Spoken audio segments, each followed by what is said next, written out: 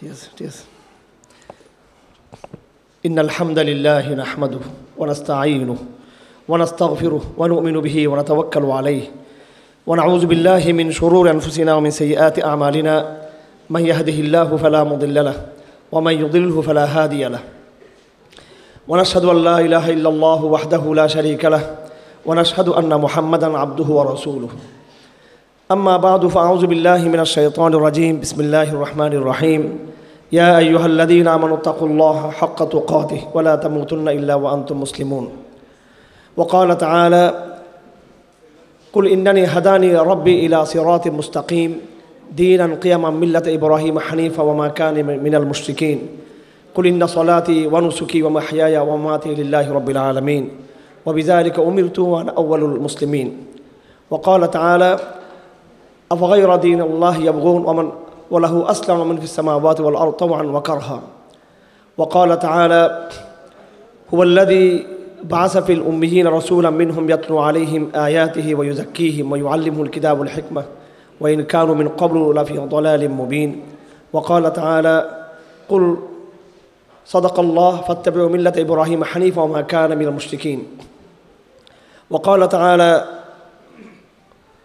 لقد صدق الله رسوله الرؤيا بالحق لتدخلن المسجد الحرام إن شاء الله آمنين محلقين رؤوسكم ومقصرين لا تخافون فعلم ما لم تعلموا فجعل من دون ذلك فتحا قريبا هو الذي أرسل رسوله بالهدى ودين الحق ليظهره على الدين كله وكفى بالله شهيدا وقال تعالى لقد كان لكم في رسول الله أسوة حسنة لمن كان يرجو الله واليوم الآخر وذكر الله كثيرا وعن عبد الله بن عباس رضي الله تعالى عنه قال رسول الله صلى الله عليه وسلم أبغض الناس إلى الله ثلاثة ملحد في الحرم ومبتغ في الإسلام سنة الجاهلية ومطلب دم امرئ مسلم إلا بحق نفسه وعن العرباض بن سارية رضي الله تعالى عنه قال صلى بنا رسول الله صلى الله عليه وسلم ذات يوم فأقبل علينا بوجهه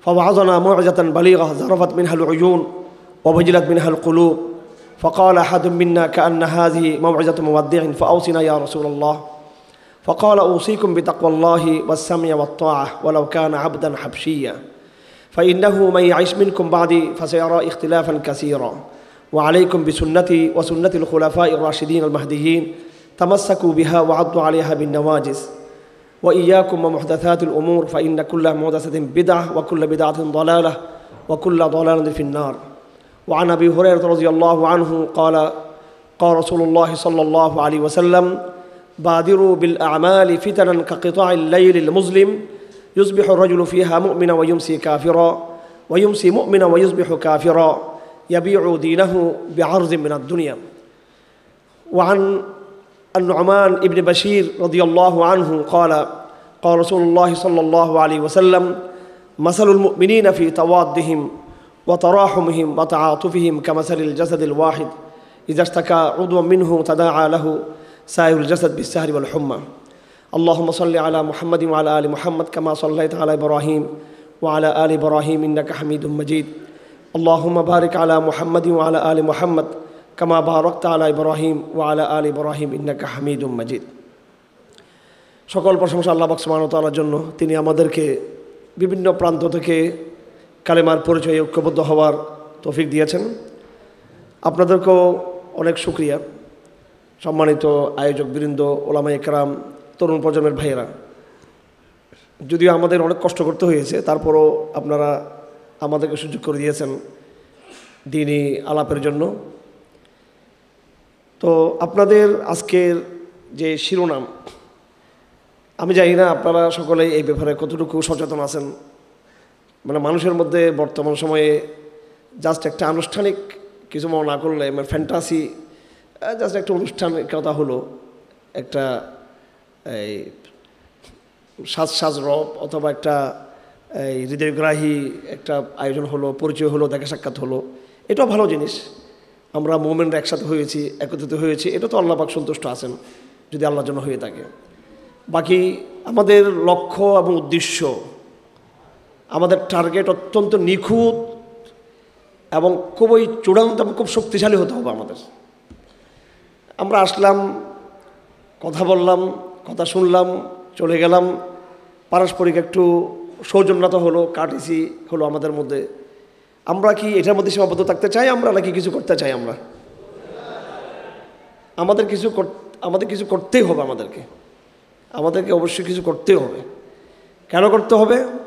যেহেতু বিদ্যমান যে পরিবেশ, যে আবহাওয়া, যে বাস্তবতা, এটাকেই আমরা মেনে নিতে পারি? এটাকে আপনারা কি মনে করেন? নাকি আমরা মনে করতেছি এখানে আলেম ওলামা আছে, ইসলামী রাজনীতি আছে, এখানে সেমিনার হচ্ছে, মসজিদ আছে, তবলিগ জমাত আছে, রাজপথে ইসলামিক স্লোগান আছে, সব কিছু আছে, কিন্তু সিস্টেম কিন্তু শত্রুদের হাতে আছে।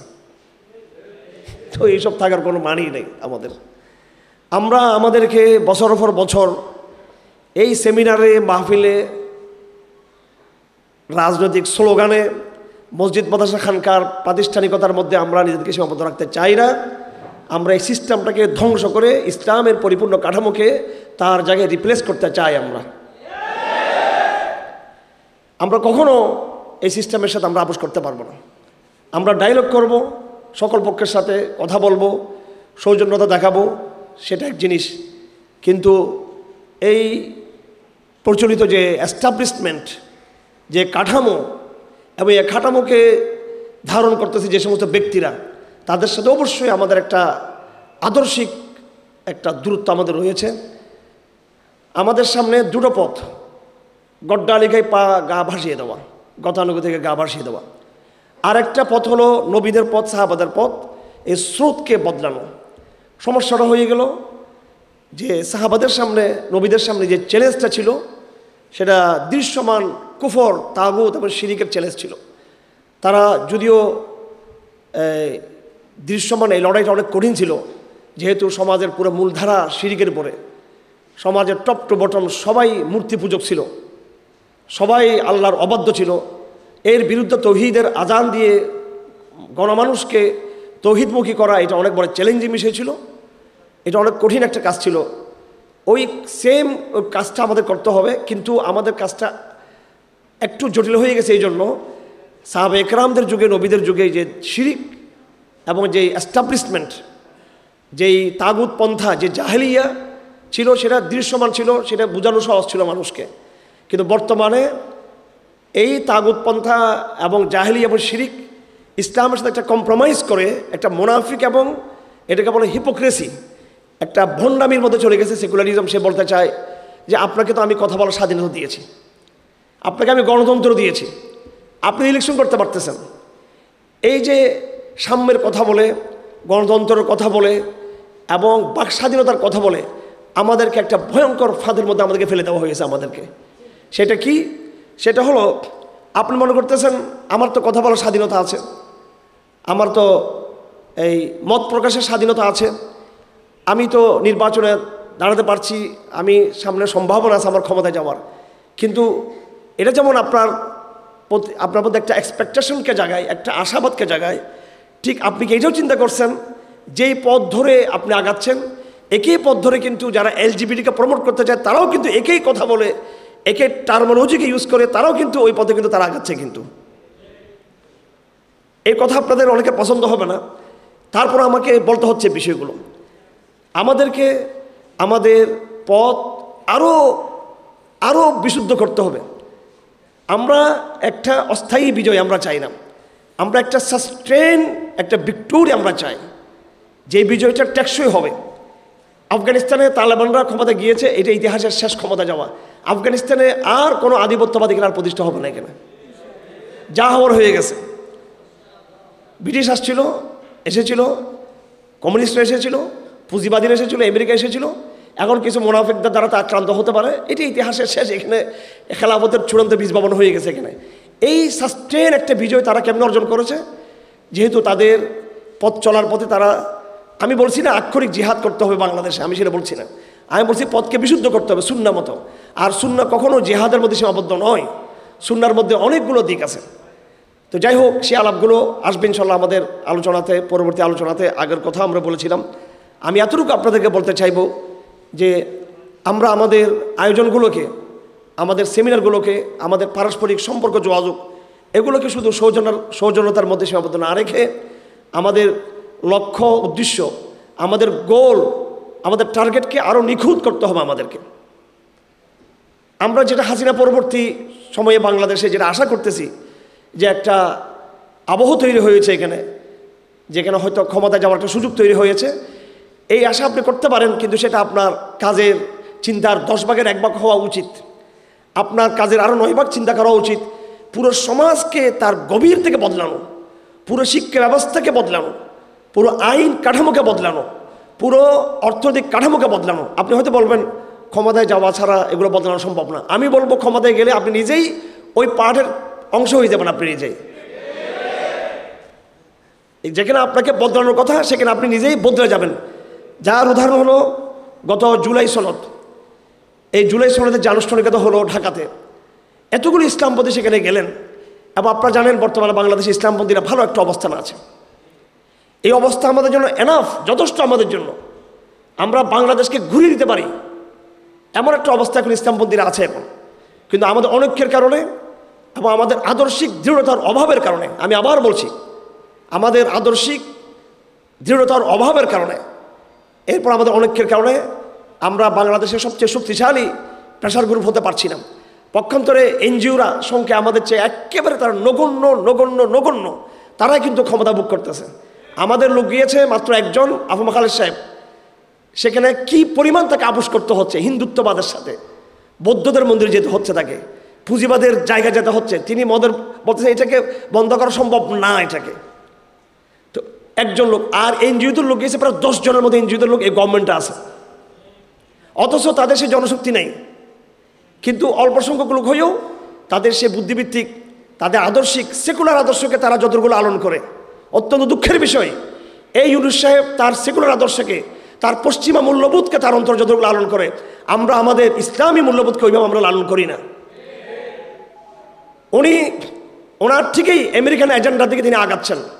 উনি ঠিকই এই জুলাই সনদ থেকে আল্লাহর নামকে বাদ দিয়েছেন, বিসমিল্লাহকে বাদ দিয়ে তিনি এই যে জুলাই সনদে যে চিঠি আমাদেরকে দেওয়া হয়েছে, আমাদের সবার কাছে এসেছে এই চিঠি জুলাই সনদে স্বাক্ষর করার জন্য।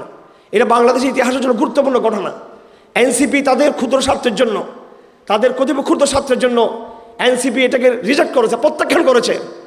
এটা বস্তুবাদী স্বার্থ ছিল, দুনিয়াবী স্বার্থ ছিল। দুনিয়াবী বয়ানের কারণে তাদের ইন্টারেস্টের বিষয় ছিল এখানে তাদের কিছু। যতই তারা সেটাকে তাদের জাতীয় মূল্য, জাতীয় ইন্টারেস্টের কথা বলুক, এটা তাদের জাতীয় স্বার্থেও চেয়েও তাদের দলীয় বিষয়টা এখানে গুরুত্বপূর্ণ ছিল। তারা যদি তাদের সংকীর্ণ দাবি দেওয়ার কন্ডিশনের বিপরীত হওয়ার কারণে এই জুলাই সনদের অনুষ্ঠানকে বর্জন করতে পারে, আমরা এতগুলি ইসলামপন্থী এই জুলাই সনদের কোথাও আপনার আল্লাহর আস্থা বিশ্বাস এটা যুক্ত হয় নাই, ইসলাম যুক্ত হয় নাই। এটা হলো একটা মদের বোতলের মতো। এই মদের বোতলে লেখা আছে একটা মলাট, হাসিনার মদের বোতল, শেখ হাসিনার মদের বোতল। এই মদের বোতলে সে 4টা মূলনীতি আমাদেরকে দিয়েছিল।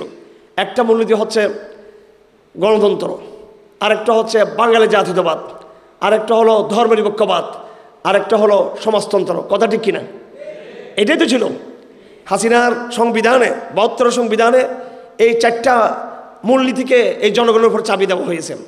ইউনুস সাহেব এখন আমেরিকার এজেন্ট ডক্টর আলী রিয়াজের মাধ্যমে এবং মতৈক্য কমিশনের মধ্য দিয়ে তারা যেই সনদগুলো প্রস্তাবনা তৈরি করেছেন, এখানে তারা এই 4টা মূলনীতিকে বাদ দিয়ে সুকৌশলে নতুন তিনটা মূলনীতিকে তারা রিপ্লেস করেছেন। তার মধ্যে একটা হলো সাম্য, আরেকটা হলো সামাজিক ন্যায় বিচার, আরেকটা হলো মানবিক মর্যাদা। সাম্য, সামাজিক ন্যায় বিচার, মানবিক মর্যাদা, এই 3টাকে রিপ্লেস করেছে। আমাদের অনেক ইসলামপন্থীরা খুশি হয়েছেন যে ধর্মনিরপেক্ষবাদ শব্দটা বাদ গিয়েছে, সুতরাং আমরা খুশি। কিন্তু যে শব্দগুলো আসছে সেটা আরও ভয়ঙ্কর ফাঁদ আমাদের জন্য। হাসিনা ছিল আমাদের আনস্মার্ট একটা শত্রু, আমাদের ক্ষেত, ব্যাকডেটেড, ব্যাককল, অথর্ব, হিংস্র একটা শত্রু আমাদের ছিল। আর এখন যারা আসছে এরা হচ্ছে অত্যন্ত স্মার্ট, শিক্ষিত, ভদ্র, ভণ্ড শত্রু আমাদের। তারা এদেরকে চিনতে হবে, কারণ তারা এই মদের বোতলের উপর, এই সংবিধানটা মদের সাথে আমি তুলনা করতে চাই এটাকে, এই মদের বোতলের উপর একটা মরাটকে পাল্টে দিয়েছে, ভিতরে চেতনা কিন্তু পাল্টায় নাই। এবং উপরে যে শিরোনাম যেগুলো দিয়েছে, এক একটা শিরোনামকে আপনি ধরুন, সাম্য, যে সাম্য দিয়ে আপনি বাংলাদেশ ইসলাম কায়েম করতে চান, একেই সাম্যের কথা বলে বাংলাদেশে যারা সেগুলো রাজনীতি করতে চায় তারাও সেটাকে প্রমোট করতে চায়, এটাকে দিয়ে সাম্য। যে সাম্য দিয়ে আপনি হেফাজত ইসলামের 13 দফা দাবির বাস্তবায়ন চান, আপনি সেইকে সাম্যের কথা বলে নারীবাদীরা তাদের অবাধ মেলামেশার স্বাধীনতা তারা চায়, এই সাম্যকে ভিত্তি করেই সামাজিক ন্যায় বিচার, মানবিক মানবিক মর্যাদা, সামাজিক ন্যায় বিচার, এগুলো এমন সমস্ত টার্ম যেগুলো দিয়ে যেই আদর্শ আপনি বাস্তবায়ন করতে চান, আপনার এগেইনস্টে যে সেগুলোর আদর্শ সেটাকে তারা বাস্তবায়ন করতে চায়। ধর্মের পক্ষপাত লিখলে মানুষ এটা ঘৃণা করবে, এই জন্য এগুলোকে সরিয়ে নতুন শব্দ নিয়ে আসা হয়েছে। আজকে আমি আপনাদের সামনে যে কথাগুলো বলতে চাই, আমি এই কথাগুলো হুট করে আমার মাথায় ঢুকছে সেটা না। কেমন বাংলাদেশ হবে 2024 সালে, যে একটা বাংলাদেশ, নতুন একটা মানুষ তৈরি হয়ে গেল, হাসিনা পরবর্তী, পোস্ট হাসিনা পরবর্তী বাংলাদেশ কেমন হবে, আমি কসম খেয়ে বলতে পারবো যে এই বিষয়টা আমি 10 বছর আগে বিভিন্নভাবে বারবার আমি বলছি যে এখানে কি হতে যাচ্ছে, এখানে ভারত পন্থা চলে গিয়ে একটা মার্কিন পন্থার স্মার্ট একটা সেকুলারিজম এখানে প্রতিষ্ঠা হবে। এখানে হাসিনার আমলে বুদ্ধিজীবী ছিল, শাহরিয়ার কবিররা ছিল কালচারাল মাস্টার মাইন্ড এই বিগত হাসিনা আমলের। আর এখন কালচারাল, শুধু কালচারাল না, Jio political, cultural, political master mind হচ্ছে ডক্টর আলী রিয়াজ। এই নামটা আমরা জানি না, কত দুর্ভাগ্য আমাদের, আমরা ওদেরকে চিনি না, নামও জানি না। তারা আমাদের সংবিধান রচনা করতেছেন, তারা আমাদের সনদ রচনা করতেছেন, এবং এদের ফাঁদ আমরা পা দিচ্ছি। একজন ব্যক্তি দাঁড়িয়ে বলতে পারেন নাই যে জুলাই সনদে বিসমিল্লাহির রহমানির রহিম লেখা নাই, জুলাই সনদে আসসালামু আলাইকুম শব্দ নাই, চিঠিতে, জুলাই সনদের চিঠিতে আসসালামু আলাইকুম বিহীন, আল্লাহু আকবার এই শব্দ বিহীন, বিসমিল্লাহ বিহীন, এই সনদে আমরা কেউ স্বাক্ষর করব না। মুসলমানদের দেশ এটা, মুসলিম দেশ এটা, এটা বাংলাদেশ, এটা মুসলিম বঙ্গ, এটা আসল পরিচয় মুসলিম বাংলাদেশ, মাশরাকি পাকিস্তান এগুলো পরের কথা, এটা আসল পরিচয় মুসলিম বঙ্গ। কথা ঠিক কিনা? মাশরাকি পাকিস্তান এটা আমাদের পরিচয় ছিল না, এই পরিচয় মানি না আমরা, মাশরাকি পাকিস্তান। এইভাবে এটা বাংলাদেশ, এই পরিচয় হচ্ছে বড় পরিচয়, এটা মুসলিম বঙ্গ। এটা ইতিহাস পড়ে দেখুন, ভারতবর্ষের আর্যরা যখন এসেছিল, সমস্ত কিতাবে বইগুলোতে ইতিহাসের ভারতের সিলেবাসের বইগুলো খুব দামি দামি বই, এগুলো একেবারে আমাদের কলেজ বিশ্ববিদ্যালয়ে যারা টিচার আছেন বর্তমানে, তাদের যারা শিক্ষক তাদের লেখা বইগুলো, হিন্দু শিক্ষকরা, মুসলিম শিক্ষকরা এবং ইংরেজ টিচাররা যারা গবেষণা করেছে, আর্যদের প্রভাব এই বাংলাদেশে বিস্তার করতে পারে নাই। আর্যদের প্রভাব ছিল মধ্য হিন্দুস্তানে বেশি প্রভাব বিস্তার করেছে, তারা এখানে প্রভাব বিস্তার করতে পারে নাই, তারা পূর্ব দিকে তারা এইভাবে আসতে পারে নাই। এই পূর্ব দিকে সাহাবে কেরাম, নোয়াখালীতে, চট্টগ্রামে অনেক আগে এখানে ইসলামের আগমন ঘটেছে উপকূলীয় অঞ্চলগুলোতে। তারপরে এখানে মুসলিম দরবেশদের, শাসকদের, মুজাহিদদের তলোয়ার এখানে গর্জে উঠেছিল। এবং যারা একসময় সুফি ছিলেন, শাহ জালাল বলি, শাহ মখদুম বলি, শাহ পরাণ বলি, আমাদের ভারতবর্ষের আরও পরে গিয়ে যারা শামিলি যুদ্ধ করেছিলেন, এমদাদুল মহাজের মক্কি বলি, এরা এমন এক একজন দরবেশ যাদের দরবেশিগুলো আমরা চর্চা করি, যাদের সুফিজমের কথা আমরা বলি, কিন্তু এরা প্রত্যেকেই ময়দানের লড়াকু সৈনিক ছিলেন। এরা মোল্লা ওমর ছিলেন এক একজনেরা এই সময়ের, আবার অলসো ওয়াজ তারা সুফি ছিলেন, তারা সুফি ছিলেন, দুটোই ছিলেন। তো এইভাবে সুফিরা, মুজাহিদিনরা, মুসলিম শাসকরা, ওলামায়ে কেরাম এই মুসলিম বঙ্গটাকে তৈরি করেছেন। কথা ঠিক নাকি বেঠিক? নাহলে আমি আপনি কোত্থেকে আসলাম? এটা তৈরি করা হয়েছে, এটা শত বছর, হাজার বছরের ইতিহাস জড়িত এটা মুসলিম বঙ্গ। এই আত্মপরিচয়কে বাদ দিয়ে আওয়ামী লীগ চেতনার কথা বলে মুক্তিযুদ্ধের বাংলাদেশ প্রতিষ্ঠা করতে চাইছিল, 71-এর বাংলাদেশ, সে মুসলিম বঙ্গকে 71-এর মধ্যে সীমাবদ্ধ করে দিতে চেয়েছিল। আর এখন যারা আসছে এদেরকে আমরা নিবিড়ভাবে আমরা পর্যবেক্ষণ রাখছি। এটা এমন না যে 5 আগস্টের পরে আমরা তাদেরকে চিনি, তা না, এদেরকে আমরা আগে থেকে চিনি। এরা ক্ষমতা আসার জন্য প্রিপারেশন নিচ্ছে বহু আগে থেকে। ইসলামপন্থীদের, মাফ করবেন আমাকে, আমাদের বুদ্ধিশুদ্ধি ওদের তুলনায় অনেক কম, আমাদের।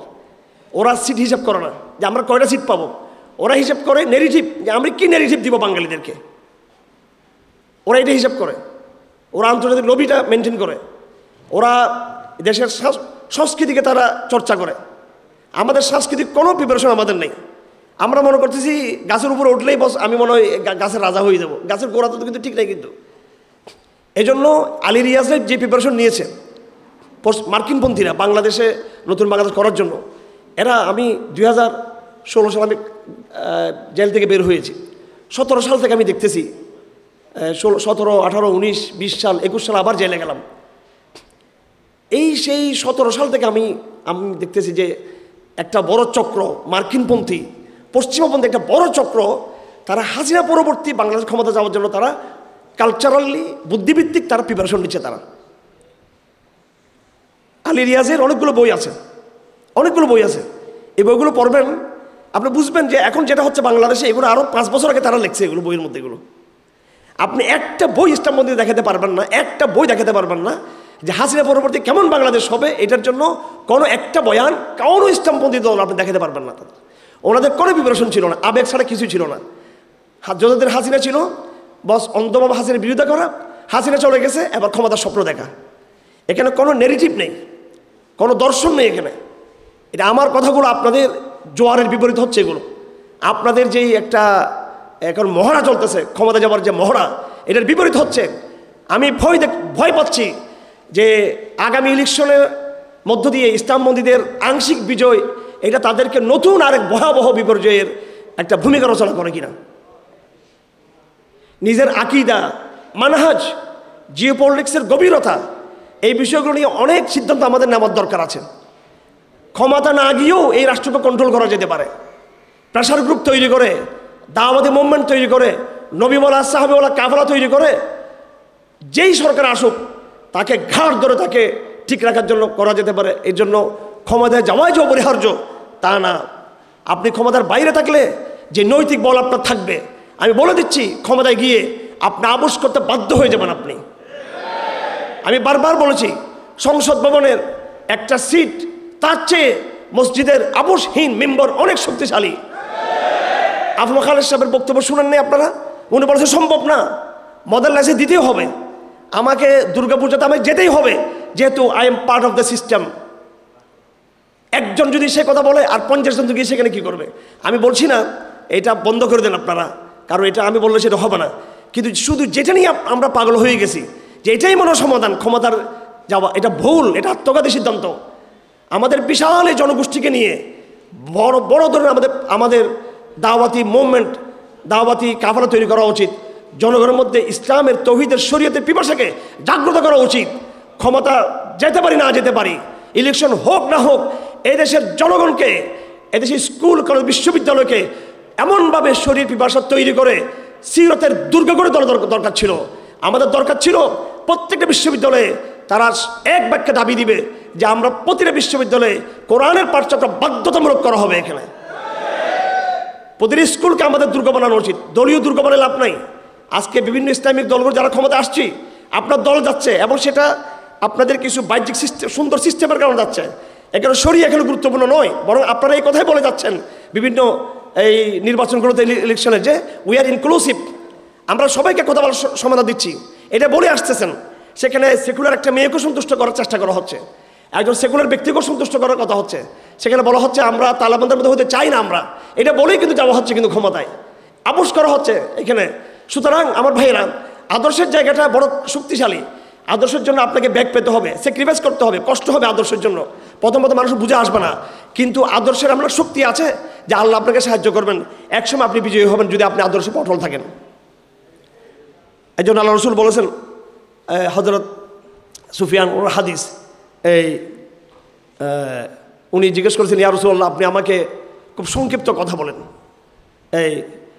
কুল্লি কালিমাতান লা আসআলু আনহা বা'দাক, আপনি আমাকে খুব সংক্ষিপ্ত একটা কথা বলেন, আমি আপনার পর আর কেউ সেটা জিজ্ঞেস করবো না এই সম্পর্কে।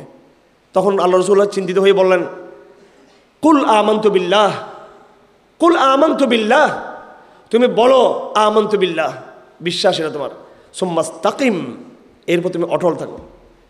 আমরা আমানতু বিল্লাহ বলেছি, ইসলামপন্থীরা আমরা ইস্তেকামত থাকতে পারি নাই। আজকে আপনারা শিরোনাম দিয়েছেন এখানে, আমি চেষ্টা করছি শিরোনাম বাইরে না যাওয়ার জন্য।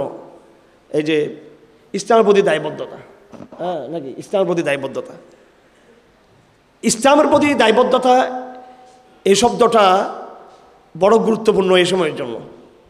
গুরুত্বপূর্ণ কিনা, এটা কোনো দাওয়াতি শিরোনাম বা এটা নিরীহ একটা এই অসহায় সাবজেক্ট টাইটেল না, এটা এই সময়ের গুরুত্বপূর্ণ বিষয়। ইসলামের প্রতি আমাদের দায়বদ্ধতা আছে না নাই? আমাদের আছে কিনা ভাই? আমাদের ইসলামের দায়বদ্ধতা আছে আমাদের, এটা আমরা বুঝতেছি যে দায়বদ্ধতা আছে। কিন্তু আমাদের ডক্টর ইউনূস সাহেব কি নিজেকে ইসলামের প্রতি দায়বদ্ধ রাখছেন? আমাদের বর্তমান ইন্টারিম গভর্নমেন্টের সদস্যরা, উপদেষ্টারা ইসলামের প্রতি তারা দায়বদ্ধ রাখছে নিজেদেরকে? এনসিপি দায়বদ্ধ রাখছে, বিএনপি দায়বদ্ধ রাখছে, অন্যান্য দলগুলো দায়বদ্ধ রাখছে। এবার আমি আমার ইসলামী দলগুলোর কথা বলি, আমরা কতটুকু ইসলামের প্রতি দায়বদ্ধতা রাখছি? আমরা কতটুকু দায়বদ্ধতা রাখছি? আমি আমাদের আলোচনা একটু পরে করি। বাংলাদেশে আমাদের মূল লড়াইটা কি?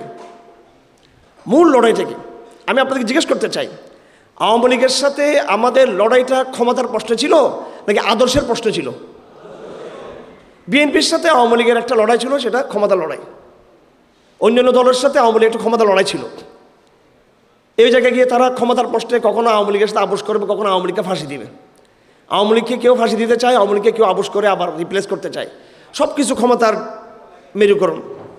আমাদের সাথে আওয়ামী লীগের যে লড়াইটা, এটা ক্ষমতার প্রশ্ন ছিল না। প্রধানত আমাদের সাথে আওয়ামী লীগের সাথে লড়াইটা ছিল কিসের প্রশ্নে? আদর্শের প্রশ্নে। এই জন্য কোনো আওয়ামী লীগ যদি তার আদর্শ থেকে তওবা করে আনুষ্ঠানিকভাবে ঘোষণা দেয় যে আমি ইসলামের প্রতি আমি দায়বদ্ধ হলাম, আমি আর এই সেগুলোর রাজনীতির মধ্যে আমি নাই, তাহলে আমরা তাকে ওয়েলকাম করতে পারবো কিনা? আমরা পক্ষান্তরে অন্যদের যে লড়াইটা, তাদের কথা হলো তোমার ফাঁসি হবে, তুমি জুলাই গণহত্যাকারী, বাট তুমি যদি আমাকে টাকার ব্যাগটাকে দিয়ে দিতে পারো, অথবা যদি এভাবে একটা যে বুড়াপড়া হতে পারে ভারতের মাধ্যমে, আমেরিকা ইত্যাদির মাধ্যমে, তাহলে আমি তোমাকে স্পেস দিয়ে দিব। এগুলো হচ্ছে আমার সামনে, কারণ আমি রাজনৈতিক পরিবারের সন্তান, একবার মারাত্মকভাবে রাজনৈতিক পরিবারের সন্তান। আমি শুধু এমনি না, বাপ দাদা 14 গোষ্ঠীর, নানার বাড়ি, বাবার বাড়ি, দু দিক থেকে, সব দিক থেকে।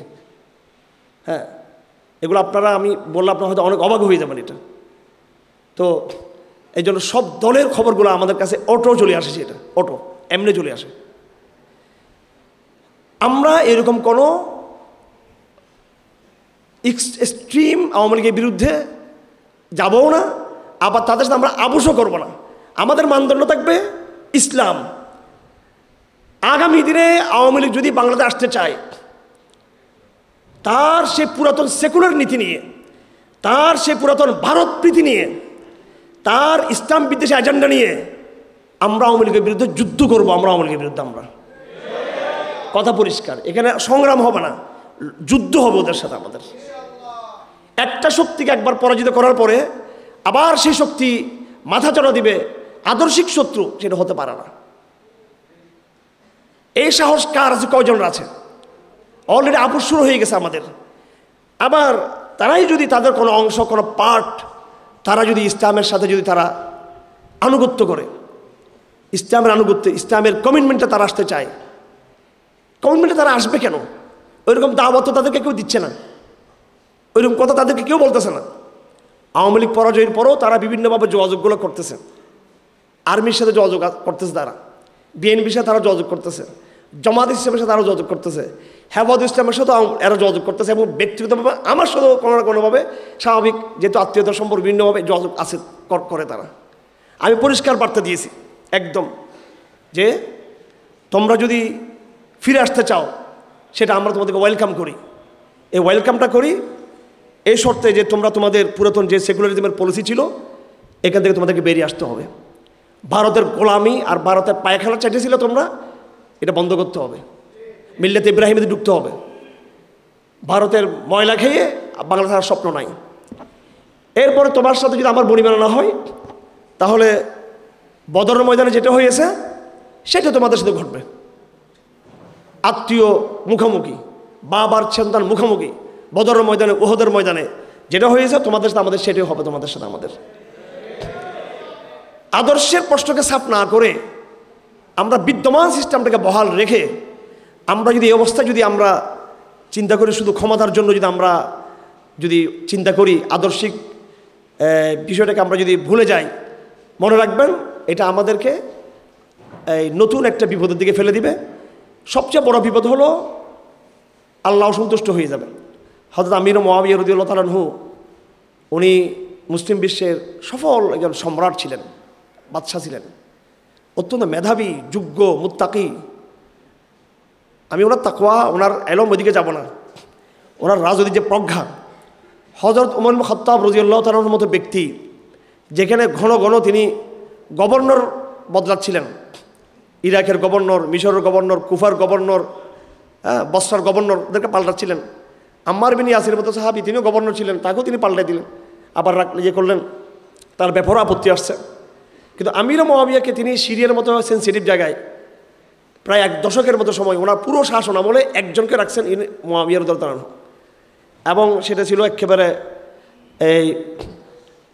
মানে ক্রুসেডারদের একবার দরজার সামনে, যে রোম যে সাম্রাজ্য, সে সাম্রাজ্যের মুখে শাম, সিরিয়া, এগুলোকে অ্যারামেটিক সভ্যতা বলা হয়। এগুলো ছিল একবারে সেই সময় যে সভ্যতা ছিল রোম সভ্যতার, একেবারে মুসলিম বিশ্বের সাথে তাদের যে সীমানা কাছাকাছি, ওই জায়গাতে পাহারাদার রাখছেন হযরত মুআবিয়া রাদিয়াল্লাহু তাআলা। উনি ওনার প্রজ্ঞা দিয়ে, ওনার জ্ঞান, মেধা, রাজনৈতিক শক্তি দিয়ে উনি কীভাবে ইসলামী সাম্রাজ্যকে টিকিয়ে রাখছেন, এটাকে বিস্তৃত করেছেন। উনি হাসান হুসাইনের সাথে আপোষ করেছেন, পরবর্তী যে আপোষটা করেছেন হযরত আলীর বংশধরের সাথে। এই প্রশ্ন করেছে যে তোমরা রাজনৈতিক প্যাচগুলো তোমরা বুঝবে না, এগুলো অনেক জটিল বিষয়। যাক, এটা অন্য আলাপ। হযরত আমির মুআবিয়া একটা চিঠি লিখছেন হযরত আয়েশার কাছে রাদিয়াল্লাহু তাআলা আনহা। হযরত আয়েশাও খুব মেধাবী একজন মহিলা ছিলেন। হযরত আয়েশা নামটা শুনতে মনে হয় যেন আমাদের এখানে যে আয়েশা আক্তার, মানে সাধারণ যারা আয়েশা, আমাদের মহিলা মাদ্রাসার টিচার, মহিলা মাদ্রাসার শিক্ষিকা, আমার মেয়ের নামও আয়েশা।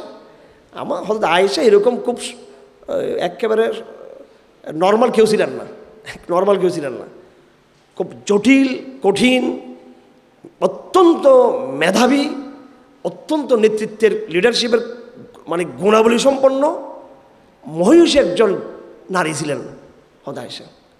শত শত সাহাবায়ে কেরাম, বয়সে যারা তার চেয়ে অনেক বড়, তাদেরকে নাকুনি জীবনে খাওয়াইছেন তিনি, হযরত আয়েশা। কথা ঠিক কিনা? এক ধমক তিনি দিতেন, তিনি সাহাবায়ে কেরামদেরকে।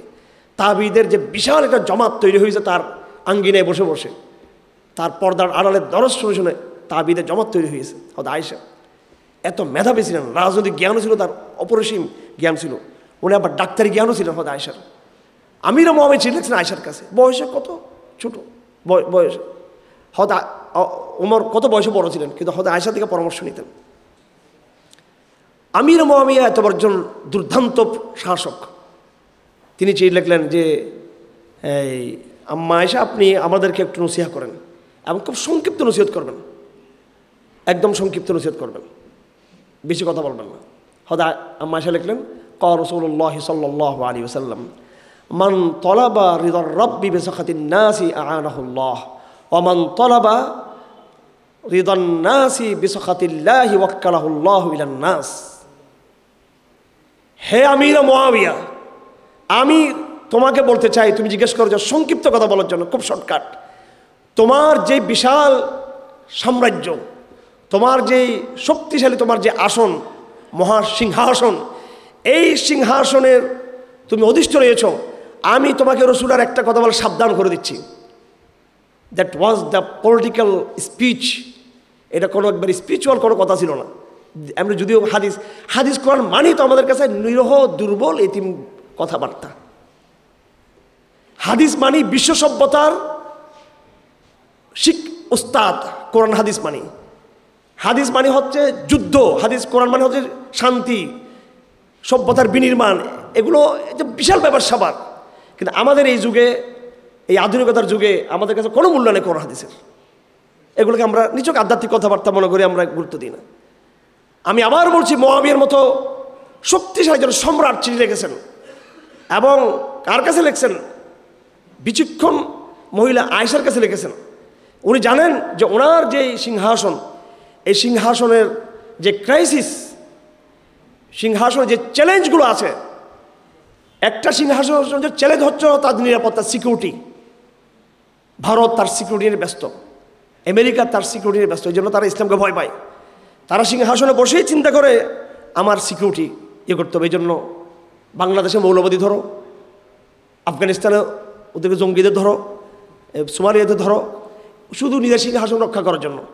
সম্রাটদের, রাজাদের, শাসক গোষ্ঠীর প্রধান এদের এই কনসার্নটা হলো এদের সিংহাসনের সুরক্ষা। আমিরুল মোহাম্মদ চিঠি লিখেছেন, স্বাভাবিক ওনার চিঠির মধ্যে কোনো এই ধরনের কোনো কনসার্ন আছে কিনা। আর আয়েশার মতো মেধাবী মেয়ে, তিনিও মূল কনসার্নটা তিনি তুলে ধরছেন যে তোমার সিংহাসনের জন্য বড় একটা কনসার্ন আছে, কিন্তু তোমার সিংহাসনের বড় নিরাপত্তার একটা ঝুঁকি আছে তোমার সিংহাসনের। সেই নিরাপত্তার ঝুঁকি, একটা ঝুঁকি জনগণের পক্ষ থেকে, আর একটা ঝুঁকি আল্লাহর পক্ষ থেকে। উনি দুটোই কথা বলেছেন। মান তলাবা রিদন্নাসি, মান তলাবা হৃদর রব্বি বিসখাতিন নাস। যেই ব্যক্তি আল্লাহকে সন্তুষ্ট রাখতে গিয়ে মানুষকে অসন্তুষ্ট করেছে, সে মানুষকে অসন্তুষ্ট করেছে, কিন্তু আল্লাহর সন্তুষ্টিকে সে সামনে রেখেছে। সিংহাসন চালানোর সময় আল্লাহ পাক তাকে সাহায্য করবেন, আলটিমেটলি দিন শেষে তাকে সুরক্ষা দিয়ে দিবেন আল্লাহ পাক। অনেক ঢেউ, অনেক তরঙ্গ সংকটের, কিন্তু আল্লাহ পাক তাকে সে সুরক্ষা দিবেন।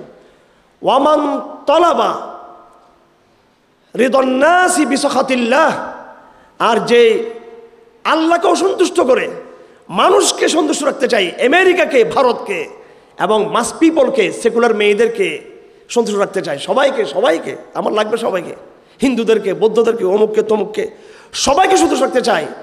হযরত আয়েশা ইতিহাসের সবচেয়ে শক্তিশালী সম্রাটকে চিঠি লিখেছেন, আল্লাহ পাক তোমাকে ধ্বংস করে দিবে একেবারে, মানুষের কাছে তোমাকে তুলে দিবেন। যে মানুষ তোমাকে নির্বাচিত করেছিল, যে মানুষ তোমাকে সম্মানিত করেছিল, যে মানুষ তোমাকে তাদের শ্রদ্ধার জায়গা নিয়ে গেছিল, এ মানুষ তোমাকে ডুবিয়ে মারবে তোমাকে।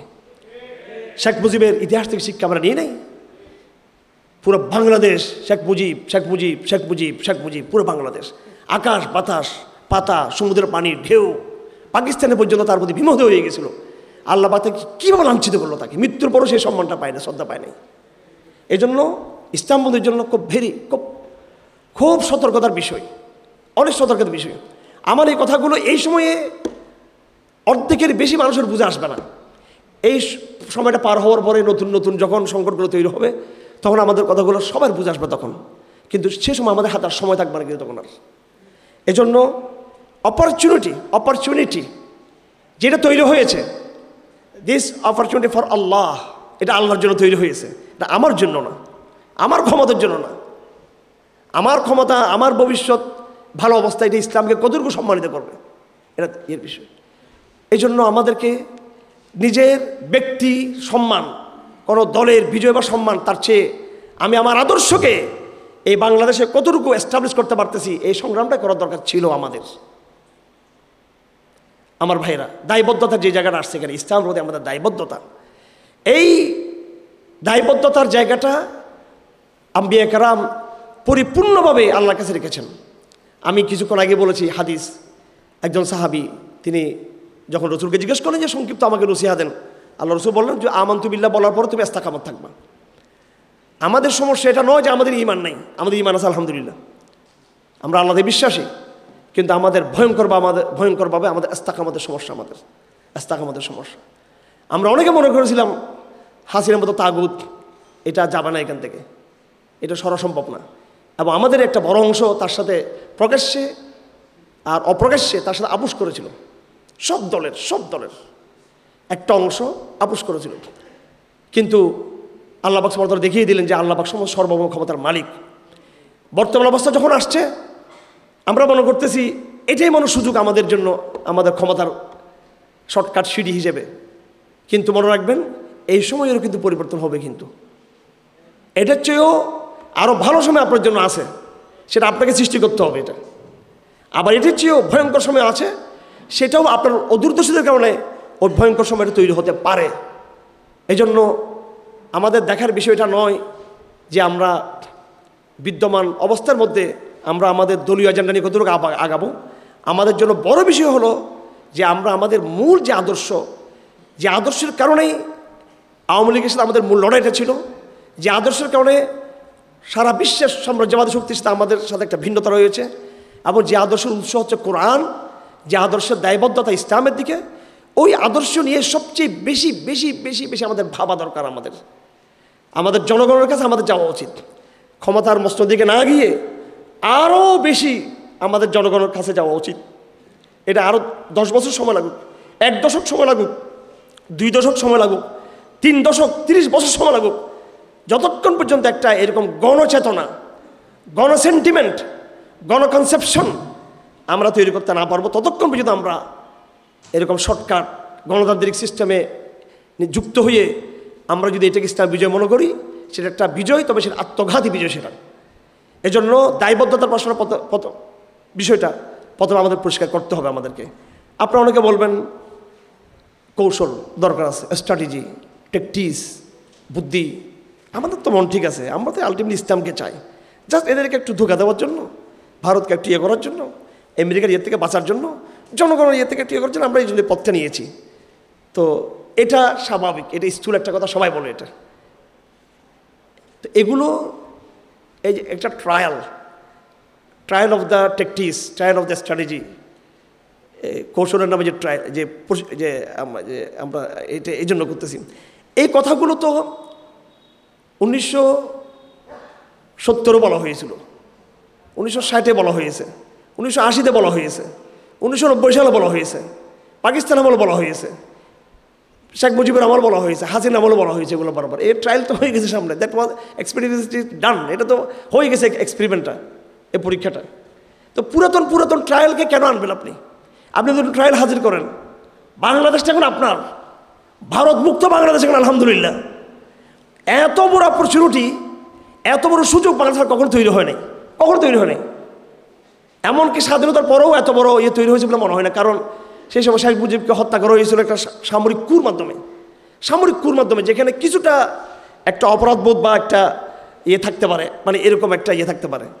বিশ্বের কাছে এটা পুরোপুরি স্বীকৃত ছিল না এটা, কিন্তু এই বিপ্লবটা পুরো জনগণের বিপ্লব হয়েছিল এটা। এবং পুরো একটা স্বৈরতন্ত্রকে পরাজিত করা হয় নাই, পুরো প্রতিবেশী ভারতকে পরাজিত করা হয়েছে এখানে। সুবহানাল্লাহ, এত বড় বিজয়। দেশীয় ফেরাউন আর বিদেশি ফেরাউন দুটোকে একসাথে ডুবানো হয়েছে 5 আগস্ট, কথা ঠিক কিনা?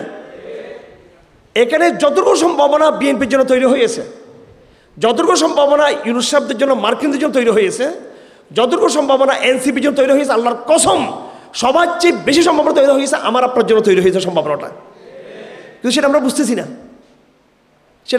না, আমার সম্ভাবনা তৈরি হয়েছে এই ঘরকে আমি পরিপূর্ণ আমার জন্য সাজিয়ে এই ঘরের মালিক আমি হব। আর সেখানে আমি ইনক্লুসিভ কথা বলে ওই ঘরের কোনায় গিয়ে সুন্দর চেয়ারটায় বসে বলতে, এই ঘরটা আমাদের সবার, এই ঘরটা আমাদের, আমি ঘরে ঢুকতে পারছি এক কোনায়। এই ঘরের মালিক তুমি, মুসলিমবঙ্গের মালিক হচ্ছ তুমি, মুসলিমবঙ্গের মালিক তুমি। আর তুমি বলতেছো আলহামদুলিল্লাহ আমি 50টা সিট পাইছি আমরা এবার। হ্যাঁ, এটা মেনে নেওয়া যায় না। একটু সবর করতে হবে, ধৈর্য ধরতে হবে, আমাদেরকে একটু প্রজ্ঞাতে যেতে হবে। শর্টকাট যেটা আমরা চিন্তা করি, এই শর্টকাট চিন্তাটাকে আপনি পারবেন না কিন্তু বের হতে। কিন্তু আপনার মূল লক্ষ্যটা রাখতে হবে আরও বড়, আরও বৈপ্লবিক, আরও বৃহত্তর একটা ঘরের ডিজাইন যেটা আছে। আমি এই ডিজাইনকে মেনেই আমি এখানে যুক্ত হয়ে গেলাম। আর একটা হলো আমি পুরো ডিজাইনটাকে আমি পরিবর্তন করে ফেললাম। আমি সময় লাগবে এটার জন্য, সময় লাগলে মালিকানা আমার হাতে চলে আসবে, পুরো মালিকানা আমার হাতে চলে আসবে। মুসলিমবঙ্গের মালিক কেন আমাদেরকে ইখতিয়ারউদ্দিন বিন মোহাম্মদ খলজি, শাহজালালরা দিয়ে গেছে আমাদেরকে। এটা জুলাই সনদের বাপ, এরা বহুত আগে ঘোষণা হয়েছে। এগুলো নতুন করে কোনো আইডেন্টি আমাদের কোনো দরকার নেই, আমাদের no need any new identity. আমাদের মার্কিন আইডি নিয়ে আমাদেরকে এখানে কোনো সনদ ঘোষণার দরকার নেই আমাদের এখানে। আমি ব্যক্তিগতভাবে 72 সংবিধানকে যেভাবে রিজেক্ট করি, আমি ব্যক্তিগতভাবে এই জুলাই সনদকে আমি প্রত্যাখ্যান করি। আমি এটাকে এখানে আমরা সন্তুষ্ট না, আমরা এটার উপরে আমাদেরকে বুঝতে দেওয়া হচ্ছে এটা আমার বাবার বাণী, এটার খতিয়ান আমাদের। এটা আরএস বিএসপি সবগুলো আমার বাবার, আমার দাদার। এগুলো তুমি কোত্থেকে এসে এখানে আমাকে আমার সম্পত্তিতে কিছু দিয়ে আমাকে এহসান দেখাচ্ছ, এটা আমার সাথে এটা তামাশা করা হচ্ছে, এটা আমার সাথে। এটা হিম্মত করুন, আল্লাহ পাক আপনাদেরকে আল্লাহ পাক সুবহানাহু ওয়া তাআলা এই অঞ্চল নেতৃত্ব দেবেন ইনশাআল্লাহ আজিজ। এটা হিম্মত করতে সাহস করতে হবে আমার ভাইরা। বর্তমান সময়ের যেই crisis of the situation, crisis of the movement, এটা কি? এটা কোনো পলিটিক্যাল ক্রাইসিস না, এটা যদিও আমরা বলি রাজনৈতিক ক্রাইসিস, এই ক্রাইসিসটা হচ্ছে একটা আদর্শের ক্রাইসিস। এটা আদর্শের শূন্যতার ক্রাইসিস, ভালো করে বুঝতে হবে এটা। আমি আমি খুব স্পষ্ট কথা বলে আপনারা জানেন, ধরুন আমরা আগামী ইলেকশনে বিপুলভাবে ইসলাম মন্দিরে বিজয় হয়ে গেল, 200 সিট পেয়ে গেল, অকল্পনীয়। তারপরে ধরলাম আমি এটা, এখন এটাই আমাদের বিজয় এবং সেদিন আমরা মনে করি বাংলাদেশটা আমাদের। আর ধরুন আমরা একটা সিটও পাইলাম না, সেদিনকে আমরা পুরো হতাশ হয়ে যাব। দেখুন 200টা সিট পেলেও এখানে সেকুলারিজম বিলুপ্ত হবে না। আবার আমি একটা সিটও যদি না পাই, এখানে আবার সেকুলারিজমের রাজত্ব কায়েম হয়ে যাবো তাও না। কিন্তু আমি এখানে ওইভাবে আসি, কিন্তু আমাদের সমস্যা হচ্ছে আদর্শের জায়গা। রাজনৈতিক পট পরিবর্তন, রাজনৈতিক চেঞ্জিং, রাজনৈতিক বিভিন্ন মেরুকরণ, পলিটিক্যাল মেরুকরণ এক জিনিস, আর আদর্শ এটা এক জিনিস। আমি জানি না আপনাকে আমি কথাগুলো বুঝতে পারতেছি কিনা। হ্যাঁ, যেখানে পুরো ব্যবস্থা, যেখানে আজকে ধরুন আমাদেরকে বলতে হচ্ছে যে এই জাস্ট বোঝার জন্য, আমি জাস্ট এটা কথা বলে আসলে বোঝানোর জন্য, আমি একজন আলোচক। আমার কথাই আমি কিন্তু আবার এই হিংসুক না, আবার হ্যাঁ বিদ্বেষবাদী না, আমি জাস্ট আলোচক, আমি উন্মুক্ত আলোচনা করি। আমি এই যে আপনাকে একটা আপোষকামী কথা বলতে হচ্ছে কি, যে আমরা বিজেপিও না, আমরা তালেবানও না, আমরা যার পোশাকের স্বাধীনতা আছে আমাদের ইউনিভার্সিটিতে। কেন বলতেছেন? কেন? যেহেতু আপনি জানেন যে এই সোসাইটিটা সেকুলার সোসাইটি, কথা ঠিক কিনা? তা আপনি এটা বলবেন কেন? আপনি সোসাইটিতে জানো করে ঢুকেন, এদের সাথে কথা বলেন, এদেরকে আপনি ইসলামের দিকে নিয়ে আসেন, আরও 20 বছর মেহনত করেন এটার জন্য। তারপর দাঁড়িয়ে বলবেন এই বোনেরা তোমরা সব মুসলমান, পর্দা পড়তে তোমরা বাধ্য সবাই। ঠিক আছে? এখন যতদিন এই ক্রাইসিসটাকে ঠিক করা হবে না, আদর্শিক ক্রাইসিস, আমাদের বিভক্ত সমাজ, এটা সেকুলার সমাজ, শিক্ষা ব্যবস্থা, আইন ব্যবস্থা, আমাদের এই ছাত্র সমাজের যে সাধারণ যে সেন্টিমেন্ট, এগুলো যতক্ষণ দাবার মাধ্যমে এগুলো সমাধান হবে না, ততক্ষণ আপনাকে একটা পলিটিক্যাল একটা বক্তব্য দিয়ে দিতে হবে আপনাকে একটা। এটাকে আপনি কখন কৌশল বলবেন, এটা কখন টেকটিক্স বলবেন, কখন আপনি এটাকে হ্যাকমত বলবেন, এটা বলবেন, এটা আপনাকে দিয়েই যেতে হবে আপনাকে অনন্তকালের জন্য। আপনাকে সেটা এটা দিয়ে আসতেছি, এখনও দিচ্ছি, কতদিন দিয়ে যাবো কোনো ঠিক নেই। তার চেয়ে আমাদের বক্তব্যটা হলো যে ক্রাইসিসটাকে, সমস্যাটাকে রাজনৈতিক হিসেবে না ধরে এটাকে আমরা আদর্শিক ধরি। আমরা দেখতেছি কি, আমরা আমাদের চোখ দিয়ে দেখতেছি এই সেকুলারিজম হাসিনের মধ্যেও ছিল, এই সেকুলারিজম বিএনপিতেও আছে, এই সেকুলারিজম ইউনুস ইন্টারিমের মধ্যে সবার মধ্যে আছে, এনসিপির মধ্যেও আছে। এখন সকল পক্ষকে আমরা সেকুলারিজম থেকে বের করতে চাই, আমরা সবাইকে, ওরা কিন্তু বেরিয়ে আসুক, এটা গণদাওয়াত থাকবে। এই জন্য ইসলাম কত গভীর, ইসলামের বয়ান। কোরআন বোঝার জন্য, হাদিস বোঝার জন্য প্রথমে আরবি গ্রামার বুঝতে হয়। আরবি গ্রামারের প্রথম ইয়ে হলো সরফ, অক্ষর জ্ঞান, শব্দ জ্ঞান। 2 নম্বরে গ্রামার অংশ হলো বাক্য জ্ঞান, নাহু বুঝতে হয়, এটা প্রাথমিক স্টেজ, নাহু এবং সরফ। 3 নম্বরে আরবি গ্রামারের 3টে স্টেজ হলো বালাগাত, অর্থাৎ এটা অলঙ্কার শিল্প, অলঙ্কার, এই শব্দের বাক্যের বিভিন্ন মাহাত্ম্যগুলো, বিভিন্ন তার অদৃশ্য, তার বয়ানগুলো, অদৃশ্য তার যে আইয়ামে জাহিলিয়াতের কবিতার মধ্যে, লিটারেচারের মধ্যে, গদ্যের মধ্যে, পদ্যের মধ্যে কি এগুলা কোন অর্থে ব্যবহার করা হতো, এগুলো বোঝা বালাগাত। এটা খুব কঠিন। এই জায়গায় গিয়ে মাদ্রাসা মেধাবী ছাত্ররা, শিক্ষকরা পর্যন্ত আর কিতাব পড়তে চায় না তারা। কাশাফ সবচেয়ে কোরআন ভালো বুঝছেন কেন? আরবি বালাগাতের উনি খুব কী ছিলেন, জামাহশারি এক্সপার্ট ছিলেন আরবি সাহিত্যের। এবং আব্দুল কাহার জুরজানি রহমতুল্লাহ আলাইহি, ওনার কিতাব আছে দালাইল আজাজ, আর অনেক কিতাব আছে ওনার। এরা সবচেয়ে বেশি কোরআনটাকে সাহিত্য দিয়ে বুঝছেন ভালো। আরবি ভাষাটা বড় একটা অলঙ্কার শাস্ত্র, বড় গভীর আরবি ভাষাটা, খুব গভীর আরবি ভাষা হিসেবে। এই জন্য আল্লাহ পাক ইসলামের জন্য আখির জামানে আরবি ভাষাকে চুজ করছেন, অন্য কোনো ভাষাকে আল্লাহ পাক চয়েস করেন নাই। এবং আরেকটা কথা হলো, এটা তো আমি সাহিত্যের কথা বললাম, আরেকটা বিষয় যেটা সকলে বুঝবেন সেটা হলো কোরআন হচ্ছে মুআজিজা, কোরআনের শব্দ শব্দ মুআজিজা। এটা নিয়ে বিতর্ক আছে মুতাজিলাদের সাথে, আহলুস সুন্নাহ ওয়াল জামাআর সাথে বিভিন্নভাবে। কোরআনের মুআজিজা এটা কি তার অক্ষরের মধ্যে নাকি তার মাআনির মধ্যে, এটা নিয়ে অনেক কথা, অনেক বিতর্ক, খুব জটিল জটিল কথাবার্তা আছে। তো কোরআন সামগ্রিক মুআজিজা, কোরআন মুআজিজা তার শব্দের মধ্যে, কোরআন মুআজিজা তার মাআনির মধ্যে, কোরআন মুআজিজা তার অতীতের ক্ষেত্রে, কোরআন মুআজিজা তার সে সময়ের বর্তমানের ক্ষেত্রে, কোরআন মুআজিজা তার ভবিষ্যতের ক্ষেত্রে, সব ক্ষেত্রে একটা ডাইনামিক মুআজিজা কোরআন শরীফ। তো আমি যেটা খেয়াল করছি সেটা হলো কোরআনের শব্দ আর আমাদের টার্ম, আমাদের পরিভাষাগুলো, আমাদের বর্তমান পরিভাষাগুলো হলো কি, এই সেমিনার, সিম্পোজিয়াম, গণসংযোগ, রাজনীতি, ভোট, আনুষ্ঠানিকতা, প্রাতিষ্ঠানিকতা, এগুলো হচ্ছে আমাদের পরিভাষা। আর কোরআন কি করছে, এক শব্দ বলছে দাওয়া। কি বলছে শব্দটা? দাওয়া। দাওয়ার এত ডাইভার্সিটি, এত এটা তানাউউ, এত আশকাল, এত আকসাম দাওয়ার, এবং এত এটার মধ্যে গভীরতা যেটা কল্পনা করা যাবে না।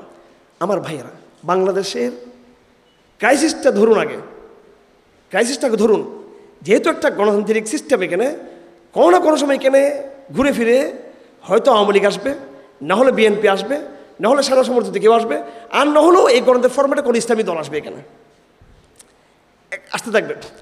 এখন আমি দলগুলোকে ঠিক না, এই দলটা আমার, এটা না করে আমি সবার মধ্যে নির্দলীয় জায়গা থেকে আমি আমার আদর্শটাকে একটু রিপ্লেস করি। তাতারিরা সবাই ইসলাম গ্রহণ করেছিল, কথাটি কিনা? তাতারিরা সবাই কাফের ছিল, মুশরিক ছিল, এরাই কিন্তু ইসলামের দিকে ধাবিত হয়েছিল কিনা? হয়েছে। জানেন না আপনারা? ক্রুসেডাররা, এরা আসছে আমাদের কাটার জন্য, বাইতুল মাকদিস দখল করলো। এই ক্রুসেডাররাই মুসলমানদের সোহবতে এসে সালাউদ্দিন আইয়ুবীর যুদ্ধের মধ্যে আপনারা দেখবেন যেইভাবে তার তলবারের কথা আছে, ওয়াহাদা সালাহুদ্দিন ইয়াহমিলু সাইফাহু তাসিলু দিমাউল কুফরি মিনহু ওয়া তাকতুরু ওয়াআদাত লানা হিত্তিন বাদা গিয়াবিহা ওয়াআদাত ইল আযহানি বদরুন ওয়া খাইবারু। তো এই যে সালাউদ্দিন আইয়ুবী, এত বড় ওনার তলবারের কথা আমরা বলি, ইতিহাসে দেখবেন সালাউদ্দিন আইয়ুবীর চরিত্র, আখলাক, বাদন্যতা, খ্রিস্টানদের সাথে তার যে উদার ব্যবহার, এগুলো আছে না নাই? ইতিহাসে আছে এগুলো। তো আমি এই আমার ব্যবহার দিয়ে আমার প্রতিপক্ষের সাথে ক্ষমতার ডাইমেনশনে তাকে প্রতিপক্ষ না বানিয়ে আমার আদর্শ তার মধ্যে আমি যদি ঢুকিয়ে দিতে পারি, এটি ইসলামের ইতিহাসে হয়েছিল। তাতারীদের ক্ষেত্রে এরা ইসলামের দিকে রিভার্টেড টু ইসলাম হয়েছে। এরা ক্রুসেডাররা, এরা আক্রমণ করতে আসছে, যুদ্ধ হতে হতে প্রায় 200 বছর লড়াইয়ের সম্পর্কে বিদ্যুৎ দিয়ে উল্টা ক্রুসেডাররা ইসলামের কি সংস্কৃতি দ্বারা, চেতনা দ্বারা, বিজ্ঞান দ্বারা তারা প্রভাবিত হয়েছে। এবং বলা হয়ে থাকে ইউরোপের যে বর্তমান যে জাগরণ, এই জাগরণ পিছনে বড় দুইটা ভূমিকা। একটা ভূমিকা ক্রুসেড যুদ্ধে, কারণ যুদ্ধের মধ্য দিয়ে কিন্তু একটা সম্পর্ক কায়েম হয়, কিন্তু যুদ্ধের মধ্য দিয়ে। কারণ যখন লড়াই হয় শত্রুদের সাথে, তখন তাকে আমি দেখি, সে আমাকে দেখে, তার সাথে আমি শান্তি চুক্তি করি, আবার তার লাশটা আমি নিয়ে আসি আমার কাছে। এইভাবে তাদের পোশাক, কালচার, কথাবার্তা, এগুলো আমার মধ্যে একটা কাজ করে। আবার আমার কিছু লোক তার কাছে ধরা পড়ে, তার কিছু লোক আমার কাছে ধরা পড়ে। তো এর মধ্যে দিয়ে একটা যুদ্ধের বিরুদ্ধে একটা বন্ধুত্ব তৈরি হয় কিন্তু। তো তাতারিদের সাথে সেটা হয়েছে মুসলমানদের। এই তাতারি মেয়েদেরকে, মুসলিম মেয়েদেরকে সবাইকে তারা নিয়ে গেল। এরাই ওখানে গিয়ে মুসলিম মেয়েদের নামাজ, এদের কালচারগুলো দেখে দেখে দেখে ওরা উল্টা মুসলিম মেয়েদেরকে তারা বিয়ে বসে গেছে এবং এদেরকেই বউ বানাইছে, আবার এদের হাতে ইসলাম গ্রহণ করছে। এরা সবাই একেবারে লাখে লাখে, একদম হাজার হাজার, পুরো সিস্টেমটা পরিবর্তন করছে এই মেয়েরাই। ক্রুসেডাররা কী করছে, যুদ্ধের মধ্যে যুদ্ধ হতে হতে তারা মুসলমানদের আখলাক, চরিত্র, মুসলিমদের এলাকা ভূখণ্ডে ঢুকে ইতিহাস পড়াশোনা করে তাদের মধ্যে ব্যাপক প্রভাব পড়েছে। তুর্কিরা যখন ক্ষমতায় ছিল, তুর্কিদের একটা বড় প্রভাব পড়েছে এই ইউরোপের মধ্যে। ওই পরিবর্তনের ভিতর দিয়ে ইউরোপে একটা জাগরণ তৈরি হয়েছে। তাদের মধ্যে যে সামন্তবাদী জুলুম ছিল, এই পোপবাদী যে জুলুম ছিল, হ্যাঁ, তাদের মধ্যে রাজতন্ত্রের যে জুলুম, এগুলোর বিরুদ্ধে ইসলামের চেতনা নিয়ে তাদের মধ্যে সেই এটা তৈরি হয়েছিল। এখন বাংলাদেশের ক্রাইসিসটা কি? এই ক্রাইসিসটা হচ্ছে একটা অমুক দল ক্ষমতায় আছে, আমরা দেখবো না যে অমুক দল ক্ষমতায় আছে, আমরা দেখবো অমুক চরিত্রটা ক্ষমতার মধ্যে আছে।